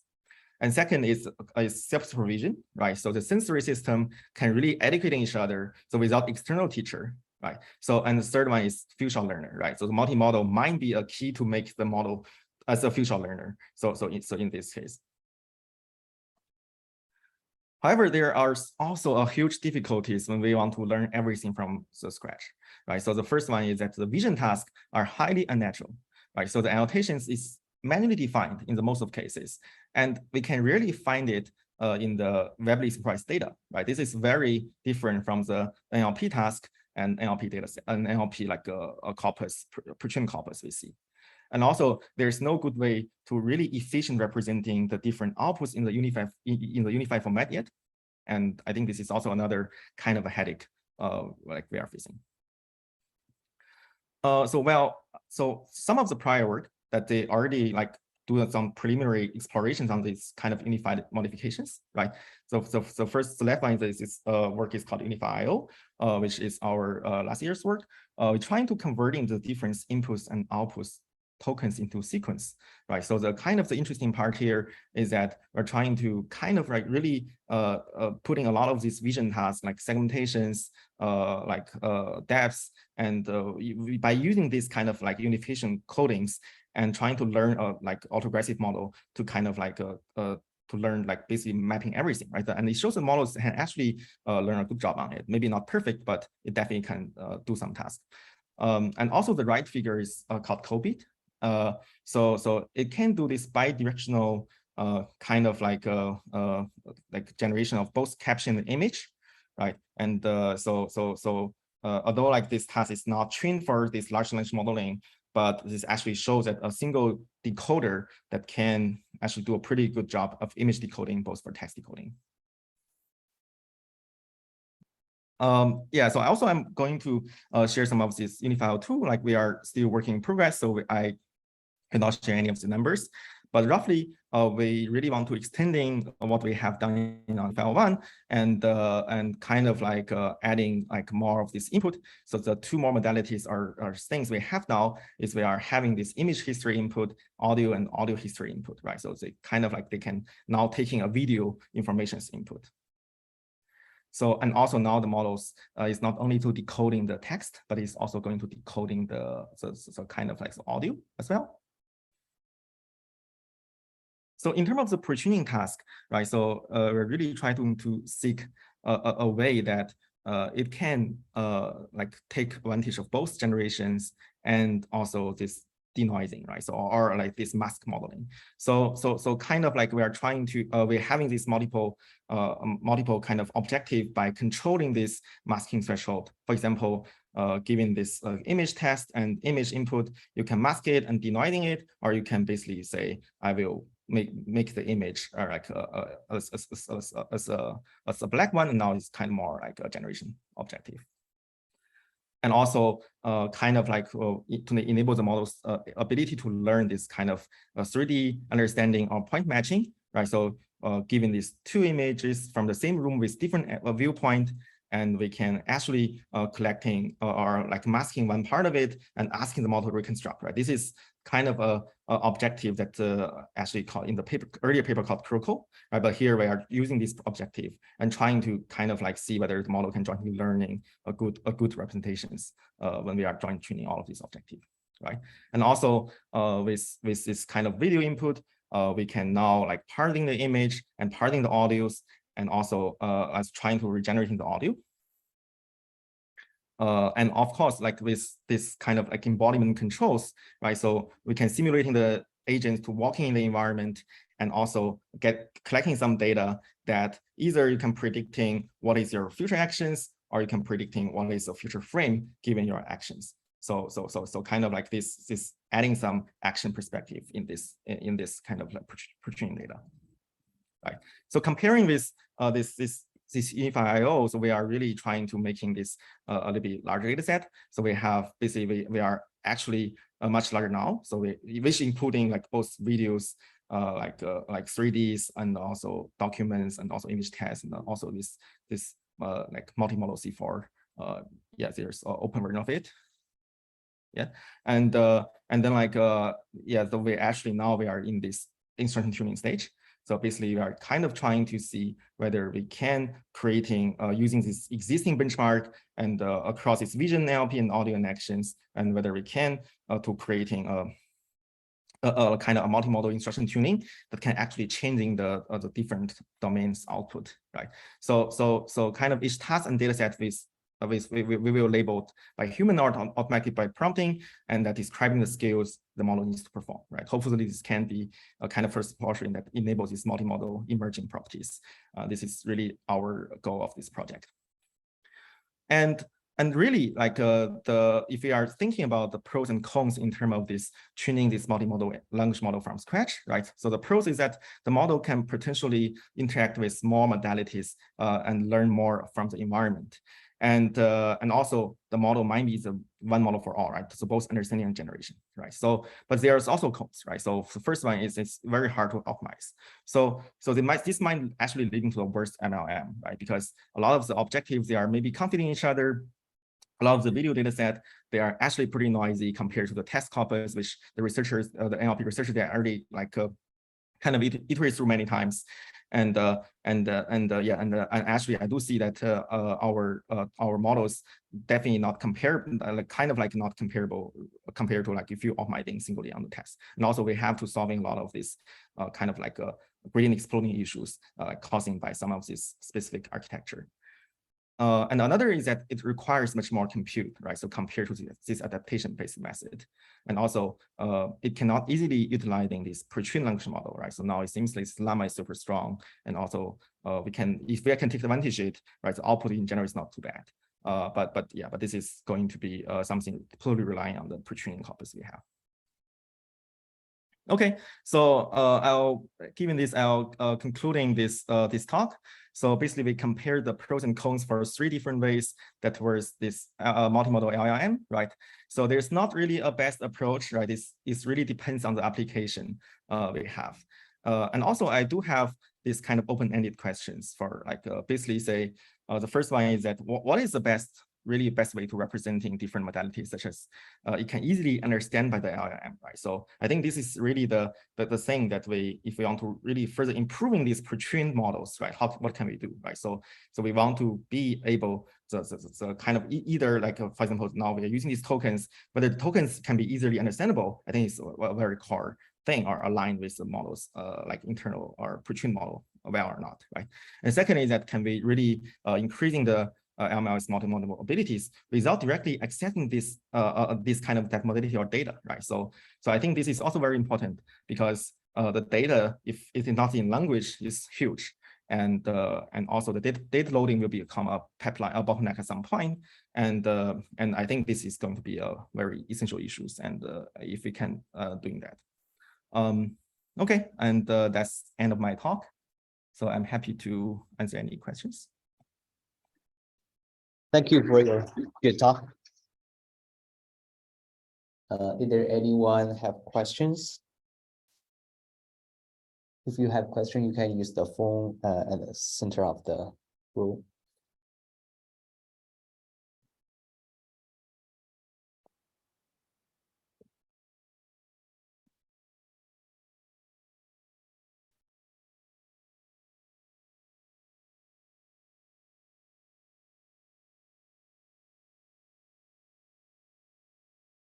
Okay, I have a question to you, Jason. Yeah. Okay.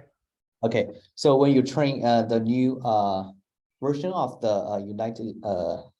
unified IQ IO, right? Mhm. Yeah. So if that has the reasoning ability, or if that only has the recognition ability, but across the multimodal domain or multimodal information and tasks. Yeah. Yeah. I think that's a very good question. So that depends on how do we define the reasoning abilities, right?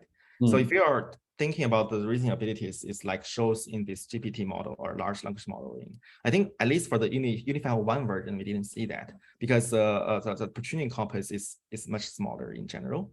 But for current version, we do see that it definitely shows this kind of like facial prompting or these things. But really how good it is still needs to be evaluated, right? And there, even for the NLP domain, right, there are a lot of that you can think there are a lot of this this prompt instruction tuning stage, right? So this can actually increasing your answers quality really a lot, right? But currently we do see that this kind of like maybe not comparable to the best one, but it's definitely be here, right? So it's kind of like this this open, yeah, it's kind of open-ended, like open source this like large language models, and we are basically similar to that.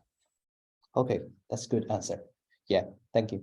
And another question is about someone said that if we use more and more data, including different types of modality, and feed them to the large model, no matter language model or multimodal model, that will probably pollute the model if they have different types of conflicts of knowledge or facts. Yeah.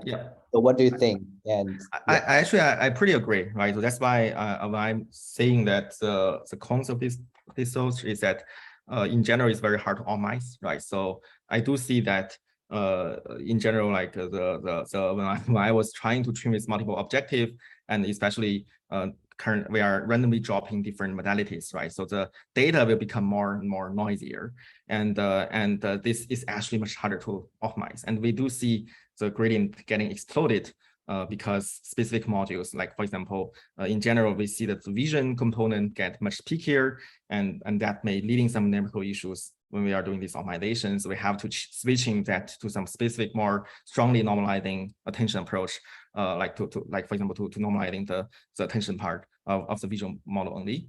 And but I think for us, this is more like a research questions we want to answer, right? So whether and also another thing that what I believe is that we kind of needing a deeply interactive way that communicating between these different modalities, right? So in this case, the model can benefiting from that. But if we only, for example, plug in like different generators to the models, and this is kind of there's not enough communications actually like between these different modalities, and such probably will not benefit. So yeah, so this is still an open questions, but I kind of definitely agree that like this is a very challenge to train in our case. Yeah.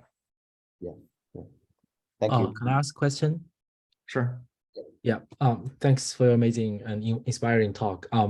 I want to ask, so when you train the large language model from scratch, what's the most important part? The quality of the data or the size of the data? Yeah. I think we yeah. So I'm not an expert on this part, but there do a lot of recipes available. So the quality of data is very important. Size really depending on your abilities, right? So people has talking about that pre-training on code that can generally improving the reasoning abilities of the model, right? And also like if the data get noisier, so people I think like for example there's open source Red Pajamas which trying to replicate Llama 1, and so some like a researcher like basically they said that this data was probably not that clean. So this, I think the kind of like both important, but if you want to prefer one, I think the kind of the qualities should be more important. Yeah. Thanks. Another question is about when you try to fine tune in your second section. Mhm. So when you try to inject new knowledge, for example, like CLIP or those kind of weird language model cannot understand spatial relationship that good. Mhm. If you like specifically collecting those kind of data and try to fine tune it, how to like avoid the sacrifice of the generalization ability. Yeah, I think this is very good. Yeah, so because I do believe that also I'm observing that, for example, if you are we do see that this kind of language models, they can fine tuning on a very small set of instructions, right? So a 1,001, so from the llama they said it's pretty good, right? I think the reason is because this kind of like the models already having the ability of that, right? So in our case, there are definitely something that the model is not, because the pre-training stage is still the model is taking most of this like unlabeled data, right? So if they are taking more and more labeled data, especially there are some new kind of like definitions. So I think currently our strategy is to still mixing with some pre-training data to make sure that it is not forgetting. And I guess probably this is also how people in general kind of trying to, so probably this is something is very important. You probably need to include it in the pre-training stage. Yeah. Thanks. Thanks again. Yeah, thank you. Yeah, is there anyone want to give you a question? Oh, yeah, please use the center microphone. Thank you. Nice talk. Okay, so my question is, do we have to go for this kind of final model, multi modality kind of large model, or like we should have foundation model for each modality? That is good enough, or it's just impossible to find a vision foundation model. Can you repeating the question if possible, because I cannot hear clearly. So my question is basically, I mean, the vision is quite different from Maybe language. close to the microphone will be helpful. Can you hear me? Yeah. Yeah, now it's good. Thank you. Okay, so basically, language is good to develop such a foundation model, but for vision, actually, it's very hard. Since I mean, there are different type of output in there. So my question is it necessary to develop such a foundation model, such a multi-model LM there? Or I mean, it's okay just to leave vision there. We just focus on like large language model, and then we develop instead of trying to have another like multi-model kind of large model. Yeah. I think first for me, I think the necessary is definitely necessary, but depending on what abilities you want the model to have, right? So for example, earlier Rowan mentioned that we probably don't want the model to draw, right? Even a person, right? When you could probably, the drawing is a specific abilities you need to acquire. So but I mean, yeah, in our models, we are trying to portray with this objective, but that might be one objective that we can bypass, or we can kind of like limit. But I think whether we need multimodal signals for these models, I think the answer is yes, because for a lot of this this is kind of like this research of these babies, because they feel like the kind of the multimodal signals is very important, right? Although language modeling, they can be really good abstraction or good reasoning, but really a lot of informations that they are missing like with only language domain, right? So we probably still need to have some ways to accessing them and to enriching the kind of the understanding of this of the world of this by using this language model. So this answer can be yes and no. So yes is, I think, is necessary to be a multimodal part, but no is something like, for example, that's really the model needs to kind of like producing an image or producing a thing. Can we using a stable diffusion models to replacing it, or there are some other ways that we can plug and play, and that might be a better like research. Yeah. Okay, thanks.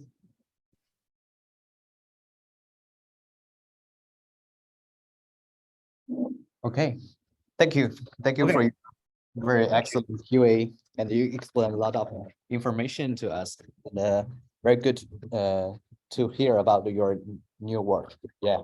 Yeah, Yeah. thank you. Yeah. Yeah. As Yeah. you said that this time maybe you cannot be here. because Yeah. of, yeah, other reasons like visa, something like that. But the next time we hope we can be together. Yeah, definitely. Thank Yeah. you. Thank you.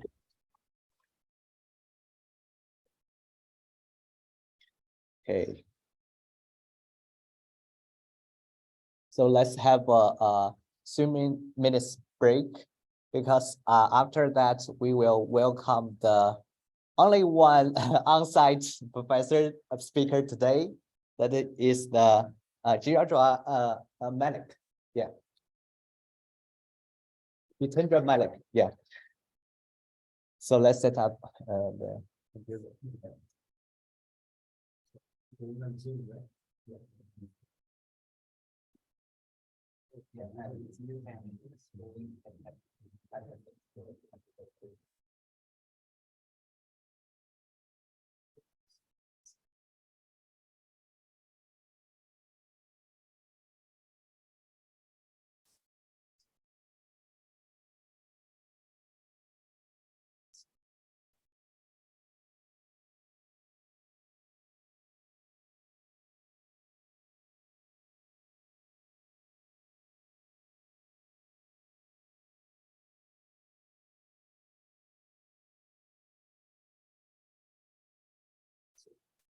You don't need to connect. You just need to use this microphone and everyone can hear that.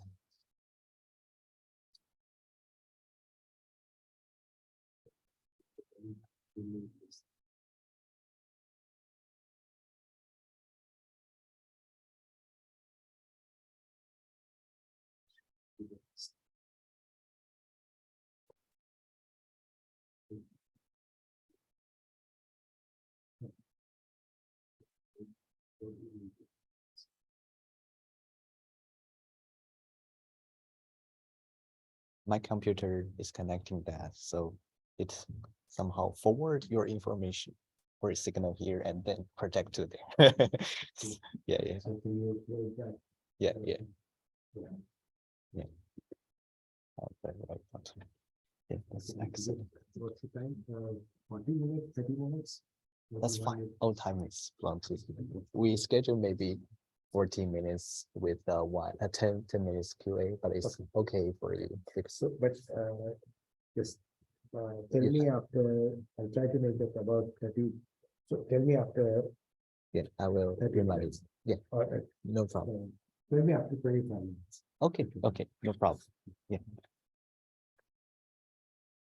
And let me put this up the chair.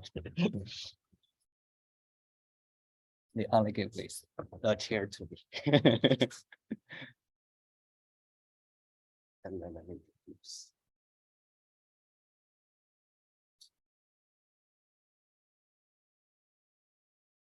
Okay, next, I'm very honored to say that we invited the Professor Jitendra Malik from the UC Berkeley and Meta AI, right? Yeah, let's welcome. So Jitendra is right now the faculty of the Department of the Electronic Engineering and Computer Science. And he's also the faculty of the Department of Bioengineering and Cognitive Science and Vision Science. He's currently the author, Jake Professor. And also at least I know he's very famous, and lots of his students already be very excellent and famous researchers. So let's welcome his talk. Thank you. Thank you very much. Thank you for inviting me. So this theme of this workshop is machine common sense, machine visual common sense. So I'm going to take a particular angle on this, and this is going to be taking the approach to robotics based on child development.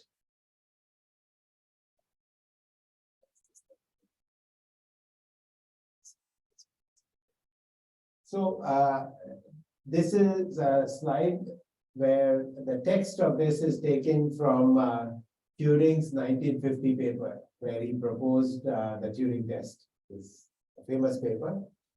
And later on in that paper, section 6 or whatever, he says, instead of trying to produce a program to stimulate the adult mind, why not rather try to produce one which simulates the child's?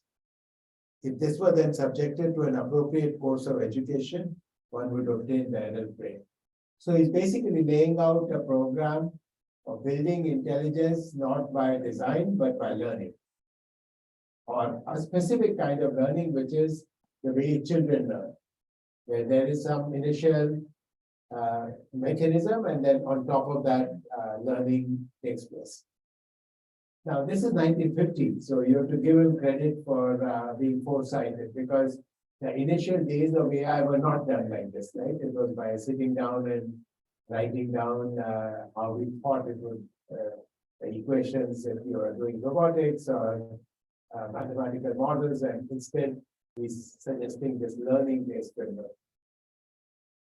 The other thing which has happened over the last 70 years is that our colleagues in psychology have done a lot of work, and because of that, we know a lot about how children learn.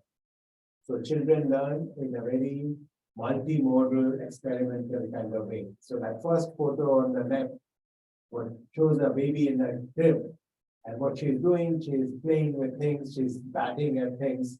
She gets visual information, auditory information, she puts objects in her mouth and so on. She's doing experiments. There's a book by Alison Gopnik, which is called about child development, called The Scientist in the Crib. So essentially, when your toddler is throwing things from her food tray, you should not get angry. You should say she's doing an experiment. She's learning about gravity and about social responses and so on and so on. And we can try to summarize what people in child psychology and child development know with this through these 6 lessons. This is from an article by Linda Smith and Michael Gasser. Multimodality is key. We make use of multiple sources of information. It's not just vision. It's vision plus touch plus hearing plus smell and taste and all the rest. Incremental. We never learn in a vacuum. We learn on top of previous knowledge and then on top of previous knowledge. So curriculum matters a lot. Physical, it's embodied, the child is embodied and is doing experiments in the real 3D world. Exploration, social, we learn not just from ourselves but from others, and we use language. Language comes later.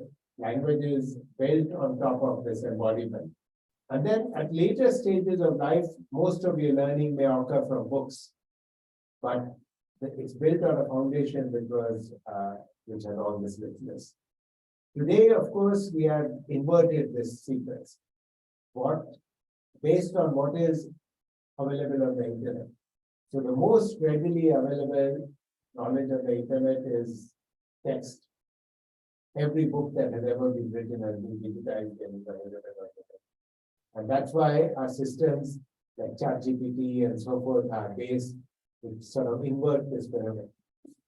And I believe that this is how we made great progress, but to get to full AI, what we really want, we really need to pay attention to the whole sequence.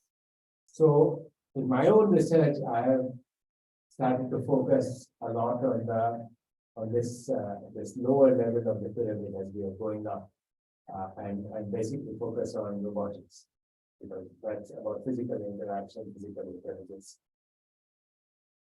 I'm not saying that language is unimportant. Language is important, but it comes on top of the basics as what it is. So let me give examples, and then there's this famous Moravec's paradox, which is that the easy things are hard and the hard things are easy. So this has been the case for the 70 years of AI. We used to think that chess was hard and just picking up a spoon was easy. But it turns out that playing chess is easy and picking up a spoon is hard. Okay, and how do we do this? And here's my example. Think of all these activities that you might do in a kitchen, and a 12-year-old can do this, and today no robot can. We will not have achieved AI unless we can do all this. So how are we going to get it? So in my talk today, I'm going to emphasize several aspects related to this. And a very important one is multimodality and experimentation.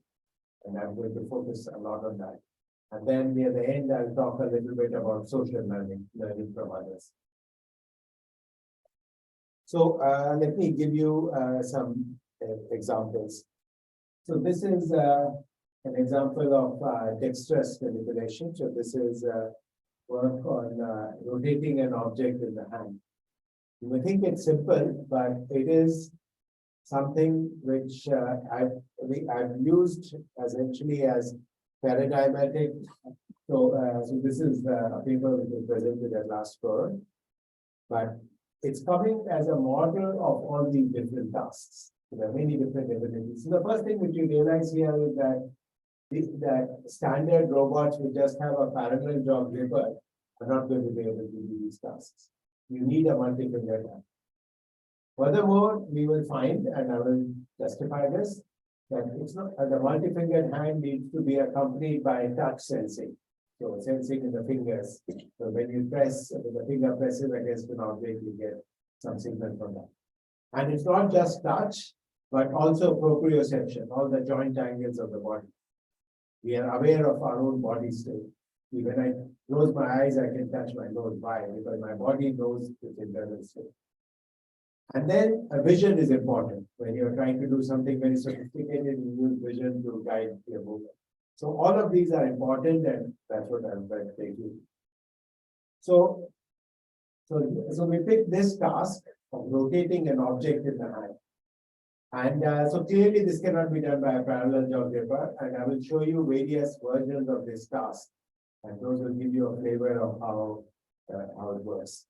So very important is generalization. That's something which is obvious in computer vision today, but actually it was not obvious in computer vision in the 1990s. People used to develop recognition systems which could recognize very specific objects, what you would call instance recognition, and you would try to recognize a stapler. Progress was made in computer vision in the starting from the 2000s when we said we want to do categorization. We want to have, let's say, many chairs and different kinds of chairs, and we should be able to say they are all chairs, or cats, or dogs, or whatever. So in robotics, if you are trying to do a rotation of an object task, it's not okay just to say I can rotate one ball and then I declare success. No, you should be able to rotate any object. So that's what you're seeing here. And this figure gives you the details. At the top left corner, you see the range in size, the minimum and maximum dimension, the weight of the object, and so on. And this is rotation about the z-axis. And we published this paper last year, and we showed that we could do this. And here are examples with a variety, more variety.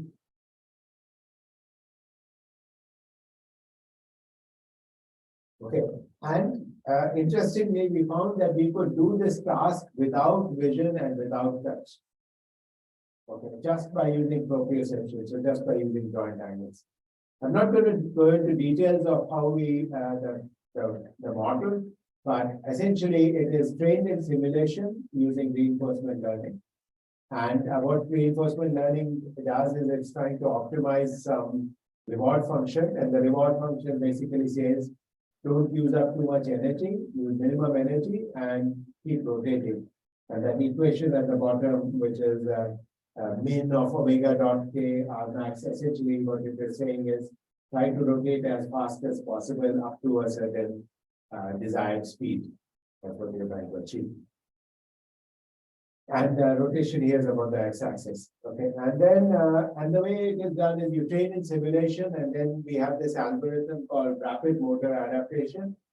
And this is a technique by which we can transfer a policy which was trained in simulation to real. And we showed examples of it for walking, and now we applied this to this rotating task. Okay, and it works. Okay, so gates emerge. You don't need to program anything. So this is an example of so if you want to think of that list of aspects of child development, this is really about exploring and being physical, and that's how we can come up with these strategies. And and then, so you might think, have we solved the problem? No, we hadn't. And but you have to always watch out when somebody gives a robotics talk and then you see, this looks great. You must ask, is there generalization or have they solved the full problem? So can you guess from what I showed what I cannot do? Okay, other axes, that's the main one. We could rotate about the z-axis, which is easier than rotating about the x and y axis. So if I just showed you those results, you'll get impressed and you'll say that, oh, the problem is solved. No, it's not solved. Another thing to notice is that generalization we did show, right? So different kinds of objects, but what did I not do in generalization? It turns out there are very, very elongated objects we can't do, like a pencil. Twirling a pencil is a harder problem. Which, okay. So anyway, I still can't solve the problem of rotating a pencil, but we can solve the problem of rotating about different axes. I should also note that there are variations of this task which are much easier. If you see, OpenAI had this demo with a Rubik's Cube, but they were using the palm. If you use the palm, it makes the problem much easier. Why? Because it can't fall down, right? Whereas I'm doing the task with the fingers, so if I make a mistake, the object will fall down. So there are all these subtleties that you have to look out for in terms of what makes the problem easier or hard. Okay. But let me carry on. So now I'll show you how when the problem becomes more challenging, it turns out that the only way to do it is to make use of full sensing, which means vision and touch. So let's try to do this. Okay, so here we try to train a policy which can work for any rotation axis. So I mean, if you remember your physics, I, J, K are the unit vectors along the X, Y, and Z axes, and then there can be an arbitrary omega. And how did we do this? Again, so it turned out that we couldn't do it with just proprioception. Okay, we needed to make use of vision. So, if you see on the left, what do you see there? There's a camera there. It's an RGBD camera. It's an Intel RealSense camera. And it's looking at that hand and the object. And then you get that resulting image, depth image in pseudo color. And on top of that, now computer vision techniques have become much more sophisticated. So we can use segment anything and we can segment out the object. Okay, what would the classical robotics people do? They would put a green cloth in the background and then they would use that to segment out the object. But we don't need to do this. So computer vision has delivered. Okay. And then in addition to that, the image from the camera, we also have the information from the fingers. There are 4 fingers. This is an Allegro hand. And each finger has a touch sensor at the fingertips. And the touch sensor is giving you essentially some kind of an image. That's what is shown here. So this touch sensor is in fact, there's a camera and a lighting. There's a light source inside the finger. And there's a camera looking at that picture.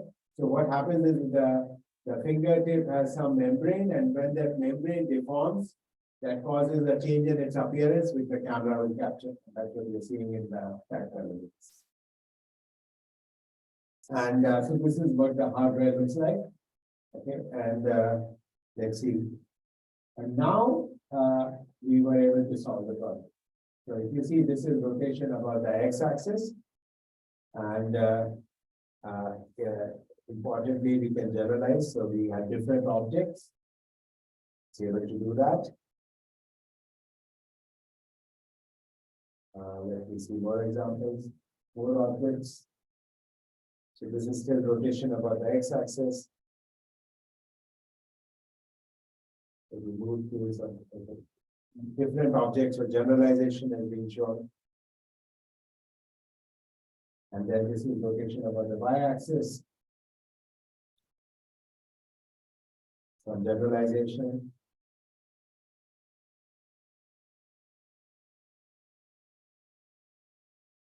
And this is rotation about the z-axis. That's the easy case that I already showed.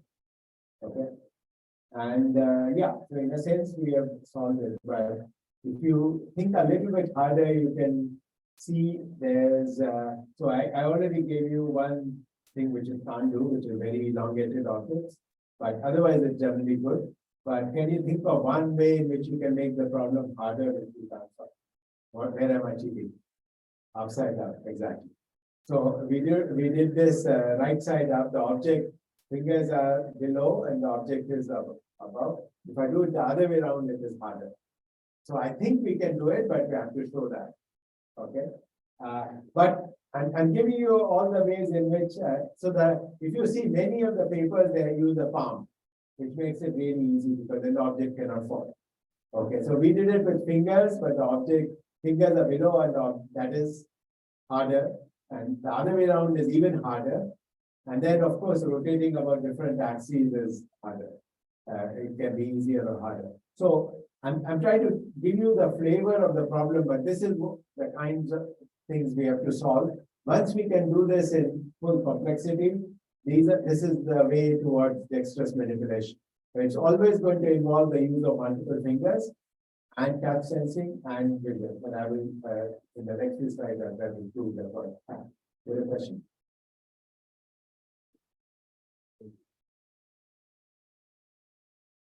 Yeah, so it will recover a bit, but if it sits down a lot, then it's stopped. So that's a failure mode. So the typical failure mode is it keeps rotating and then the object slips a little bit and then it slips even more and then it falls off.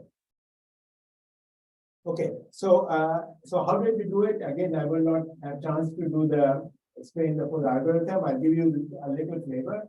We train in simulation, okay, and that's what is called the Oracle policy. And the way it is done is you train in there's a physical simulator. Physics simulators have become better and better over time, and with compute and GPUs and so forth, and NVIDIA is putting in a lot of effort in developing these frameworks. We can build on that.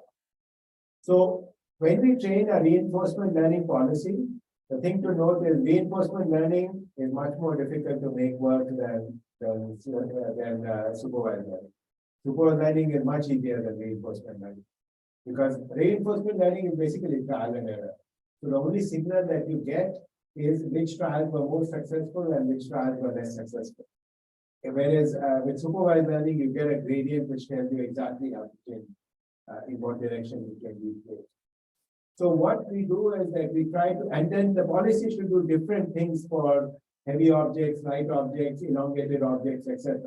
So what we do is that at training time, we give it this Oracle, this privileged information. So the system has access to like a point cloud of the object. Okay. And it has all the physics parameters, mass, friction, etc. So given that privileged information, which is being compressed into this Z, the policy by lots of trial and error, meaning like a billion trials, it figures out a good policy for how to act. Action here means specifying the joint angles. Okay, and we can do it. And now what you do is that then you want to deploy this policy, and now you no longer have access to all this ground truth information. The information such as the shape of the object, mass, friction, etc. So we have compressed it down to this latent variable Z. And so now the secret is, and this is the big idea, that we can try to estimate this V for the real object as we try to turn the object. And you can do it because you have sensors, because you have vision and because you have touch. And so what we do is we take that vision and touch information. Those are observations. They get fed into a transformer, and that transformer is trying to predict this latent variable Z. which captures something like the shape and the other properties of the object. And this, it turns out, can be trained as a supervised learning problem in simulation. Because in simulation, you have access to the ground truth seed, which is available from privileged information, and you use that to figure out what the estimator should do. That's a basic idea. You can look up this technique called rapid motor adaptation, and we developed it originally for walking, but it works nicely for manipulation as well. Okay. So let's see. Then what do we do? So how? 6 minutes? 10 minutes. Okay. Great. Okay. So during training, we train with a variety of shapes, and then we encode it with pointlet. How do we infer shape in the real world? We use vision with the RGBT camera. Okay, and then we also have touch, which gives rise to these images, and then basically touch can be reduced to all the image processing problem because each touch sensor is giving you an image. And we'll get some results, and I'll skip this slide, but the basic result is that the Oracle policy now, given this extra information, is able to work. But I think this slide is the more useful one. So if you look, in the bottom left column, this rot R is some measure of how many rotations it can do without falling down, and there is this golden number of 180. Okay, so this is with rotation about the x-axis. And it turns out that we can, this is a good number, because the number without, if you didn't have access to any sensory information, is 79.37. So basically you've got a huge improvement with the use of both vision and touch. So it's the rough story is like this. It's like 80 without any sensing. It jumps up to about 100 with vision. It jumps up to about 100 with touch. And if you use both vision and touch, it's 120. So this is a beautiful, simple example which shows that sensing matters, vision matters, touch matters. And I believe that this is a result for one specific task, but this is going to be universal. I think that all dexterous manipulation tasks will require this. So this gives me something which I can go and tell the robotics people, please concentrate on developing multi-fingered hands and tactile sensors. Don't stay with your parallel geometries. We will not solve the problem of, I want to build a home robot which can make an omelette for me in the kitchen. It won't achieve that unless it can do dexterous manipulation, and dexterous manipulation requires multi-fingered hands with tactile sensing, and it requires a sophisticated use of vision. You put all that in, then we'll be able to do it. So that's the moral of the story. And we did a more detailed analysis of the results, and it turns out that when the shapes are simple, like a sphere, then being blind is okay. A blind person can rotate a ball. Okay. It's when the shapes are more complicated that the signal from vision and touch actually plays a big role. And it turns out here's another good example. This connects to what's the idea of an affordance, which is due to Gibson, which is shown in the top. That policy, when it is from that vision and touch information, there's this latent variable Z which is being estimated, and it turns out that you can try to figure out what shape does it correspond to, and that's shown in the right. So effectively, what we are able to do is, from this collection of measurements as the object is being rotated, you invert some kind of a shape. So this is a different notion of shape than what people in computer vision have done, right? In our classic notion of shape in computer vision is, we have some object, we take multiple photos, we recover shape accurate to a millimeter everywhere. That's like using vision as a measurement device. But what we want to do is to use vision as a sensor in a control loop. And then this is the notion of shape that emerges. It does not have to be metrically accurate, but it has to be good for the task. And some tasks will require greater precision. If you want to put a thread in a needle, You need much greater precision than for some others, right? Okay. So I focus on this one example, but I think this is paradigmatic for how dexterous manipulation will get solved. I think we, people who come from background in computer vision, have a lot to contribute to robotics, because the future of robotics is rich sensing and learning. Rich sensing is vision, which we know something about, and touch, which is kind of like vision. Okay. And learning, which we spend a lot of time doing, so I'll skip these things. Okay. I want to give another example of learning in robotics, and this is for walking. Okay. So this is a robot, which is, first I'll just show you some examples that this is a walking robot, and it's got a camera on its head, and everything is being done with the help of that camera. Okay, and it's an RGB camera, no depth in this one. And yet it can deal with stairs and slopes and this kind of stuff.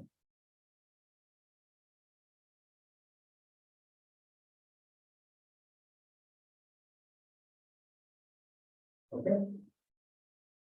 So now I'm going to try to solve the problem of how do we train the system. So it turns out that when you just have RGB images, trying to train with simulation is hard. Because the rendering process is slow, and then there's a sim-to-real gap. So we developed a technique for learning in the real world. So let me try to show that. Okay, so what's the information we have? We have a RGB camera, and we always have proprioception. We have the angle, the joint angles, and the actions that we've chosen. From that, there's a motor policy. So what we do is, so how do we use the vision system to tell you information, for example, about stairs? Okay, so that's a question. So basically, in computer vision, we have talked a lot about self-supervision. I mean, in language as well. I mean, the missing word and predicting it is self-supervision. In painting is supervision. MAE is self-supervision. So what's a self-supervision that we can do here? So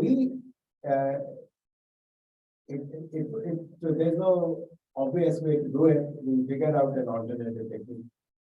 And it's based on the following idea. When a robot or an animal moves, it's getting information from multiple senses. So what are the senses that you have? This robot has? It has RGB images, and it has all the joint angles. So think about it. What do the joint angles tell you about? They can tell you about the depth underneath you, because you can do your kinematic chain calculation, and you can figure out, okay, this link is at angle 45 degrees and this link is at 90 degrees. So you can take that chain and calculate what is the Z value of your foot relative to the body. So basically, underneath the robot's feet, the robot knows the depth of every foot, right? Okay. So great. That means that vision is not needed for telling you where your feet are. Your body knows that. But vision's use is to tell you where things are when you're far away. Right? That's vision is a distance sense. It gives you some information about places you have not actually physically reached. So what do we do? So proprioception, which is the joint angle information, can actually calculate all the depths. Okay. Vision, you have RGB images and you don't know the depth from that. Okay. But what you sorry. Sorry, I think my diagram is not so. Let me move this. Okay, what you have is the following. A vision should try to predict the future. What will be the depth 2 seconds in the future? I don't know what the depth is 2 seconds in the future, but when I get there, I will know. So if I just store the information, then I use the future to supervise the past, right? So store the image that I saw now. I don't know what depth to associate it with it, but 2 seconds later, I will get to that point, At that point, my proprioception will tell me what the depth is. So a time shifted version of the proprioceptive signal gives me the supervision for depth. So now I have converted it to, here's an RGB frame, and this corresponds to a depth 2 seconds later of 0.6 meters. So it's self-supervised. From one modality is supervising the other modality, but shifted in time. So, but you can learn with that. That becomes your learning signal. So it's a self-supervision, but in this cross-modal way. And that's basically it. So the visual look ahead target becomes that, and then we predict from vision, and then that becomes our error signal. What your vision predicts, you will compare it to what the proprioception 2 seconds later told you, and now you can train your neural network with background. And this simple idea works. So let me show you some demos. So we started out with this blind policy, and notice that the blind robot behaves like a blind person. They're poking with a stick, and then it moves up because, okay. Now, but it doesn't matter. In this process, it is acquiring this data with which the vision system is getting trained up. Okay.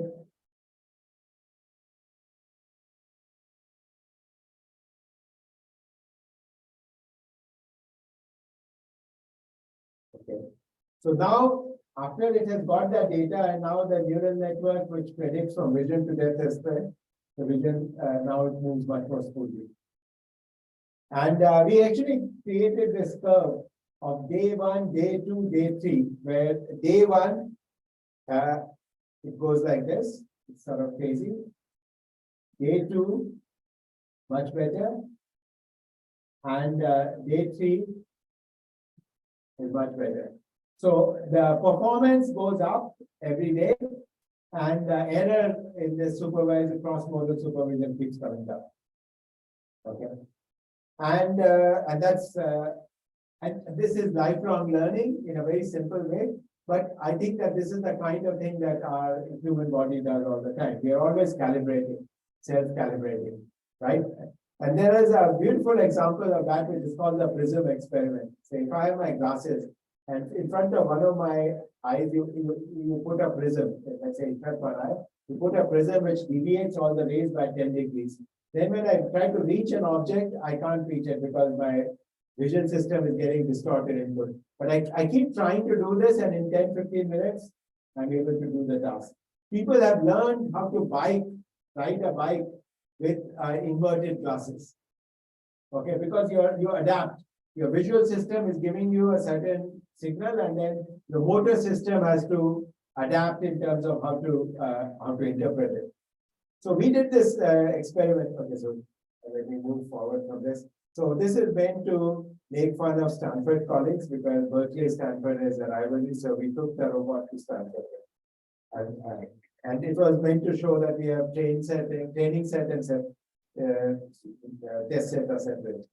But here's the test where what Antonio is doing is that he is moving the camera. Let me play this. Look, it distorts the camera. So it's like, imagine that you took your eyes and you distorted it by rotating the optical axis by 30 degrees. Okay. And now this robot is going to try to walk. And poor guy is going to suffer. Right? Because the visual system is messed up. But it's collecting now data with the new vision system, and it's still, the proprioception is still accurate. So after learning for like I thought 15 minutes of learning is good enough. Okay. So we have the before adaptation.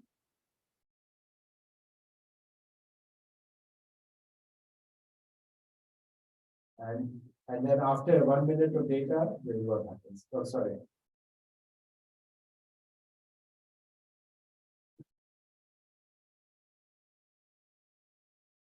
Okay. So this gives you so this is what a lifelong learning means. So anyway, these are two examples I'll end here of how taking child development seriously and this program of lifelong learning with experimentation, cross-modal supervision can result in systems which are much more robust and which can always keep improving in real time. I'll end here. Thank you.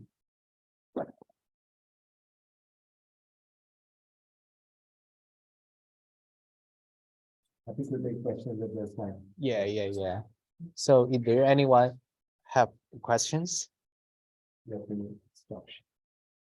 Sure. Yeah, go ahead. I would just like to ask you, what is always better to have more modalities than us? Just to make an example, if I run in the environment, maybe I might want to turn off my eyes to heighten my reading so that maybe I can focus more on the actual sound I make. It's not so much whether or not I give the right note, but by how I give the notes. That's a fair point. This may be more of a problem for humans than for machines, because humans, we land up paying attention to every modality. And I think that with machines, presumably a good learning algorithm should learn not to get distracted, if you will. But it is a challenge for machines. So if you try to develop networks which, for example, are using both vision and audition, then what happens is that often you focus on the easiest cue, and then you don't learn the harder cue. So in that setting, it might be wise to do something similar to what we described. But this is about details of how to use the information, because theoretically, the optimal approach would just figure out how to use each cue optimally, but our learning algorithms are not optimal. Yeah. Thank you for the presentation. Was there a reason why you chose both on 2 to 4 digits? And what do you think of your number of digits for general purpose in future? I don't know the answer to that. I mean, humans manage with 5, so that must be a good number. And there's an opposable thumb. I think this has to do with what hardware we can buy, which is easily available, which works, which is not super expensive, which doesn't break down enough. So the Allegro hand is what we chose, and that has 4 fingers. I'm not claiming that that's the right number. So there is a debate about how anthropomorphic robots need to be. And for a long while, the belief was, no, they don't need to be anthropomorphic. And I think I am right now veering to the opinion that anthropomorphism is good. And why? It's because if we are, like I personally am most interested in domestic robots. So a robot in the home, which is going to do tasks in the kitchen, elder care, etc., etc. Well, it turns out that the environment in the home has been engineered for the sake of humans. So the heights of the shelves from which you can pick a mug or a pot, right? The sizes of the size of a spoon, the size of a knife, all of these are designed for convenience for the human hand. And therefore, if you have a robot hand which has roughly the same kinds of ratios and degrees of freedom, we know that it will have the same capabilities. So now these high degree of freedom systems in the past were a problem to control, because the classic control theory type techniques had a difficult time dealing with these complex systems. But with learning techniques, this is not a problem. So I believe that the future is to use multi-finger hands with rich sensing, and instead of doing system ID in the classical control style, I think we will be able to find learning techniques which enable us to exploit these. But the hardware work needs to go on. I mean, this is not like, unlike with cameras. So in computer vision, we don't have to worry about the camera there. Everybody has a cell phone and a camera and it all works. In robotics, this is not the case. The hardware needs to be developed, the sensing needs to be developed, and the algorithms. Thank you. Yeah. So I'm wondering, with the task that we demonstrated, the rotating and outside, those were relatively lightweight objects and not moving very fast, so momentum is essentially 0. Would the overall approach still work when there's significant momentum? Yeah, so as I said, the rotating task is not the biggest challenge in terms of dynamics, but we have done work on walking, where we have done walking, running. We have these quadrupeds running, going at high speed and so on. So there the dynamics really does matter, and we show that over different kinds of terrain and so on. So this underlying algorithm is what's called rapid motor adaptation, and you can Google for it and find the papers. So those we actually demonstrated first for walking. Yeah. Hello, I have a question because I see the hand manipulation project has a very clever design that decouples the perception part and the control part. My question is that is there some kind of generalization that like when I switch the perception part, like the different environment, the perception part still works, and or when training that it does it provide some degree of disentanglement, like the perception and the control? Yeah, no, that's a very good question, which is about some kind of modularity between perception and action. And I think that modularity is desirable because I didn't talk about that, but we have other work where we have tried to develop these intermediate representations which can be used for multiple tasks. So in fact, my talk earlier today morning in a different session was all about that. And I agree with you. We need generalization because we see, I think this is one of the cool things about these large models, language models or foundation models or whatever, is that they have been trained on enough data that they apply off the shelf in various settings. And this is a good thing. So my goal is that for robotics, we will be able to develop these more general perceptual models. And I think today we can do this reasonably for problems like navigation, because navigation is mostly a vision problem. But for manipulation, it's the problem is only like 20% solved. It's really most of the manipulation problem is unsolved. And therefore, we have to start out by doing, one task, two tasks, and then we want to develop a system which can do multiple tasks and so on. It will be achieved, but over a few years, and I really do hope that the solution is of the type that you want. Thank you. Okay, do you have any question?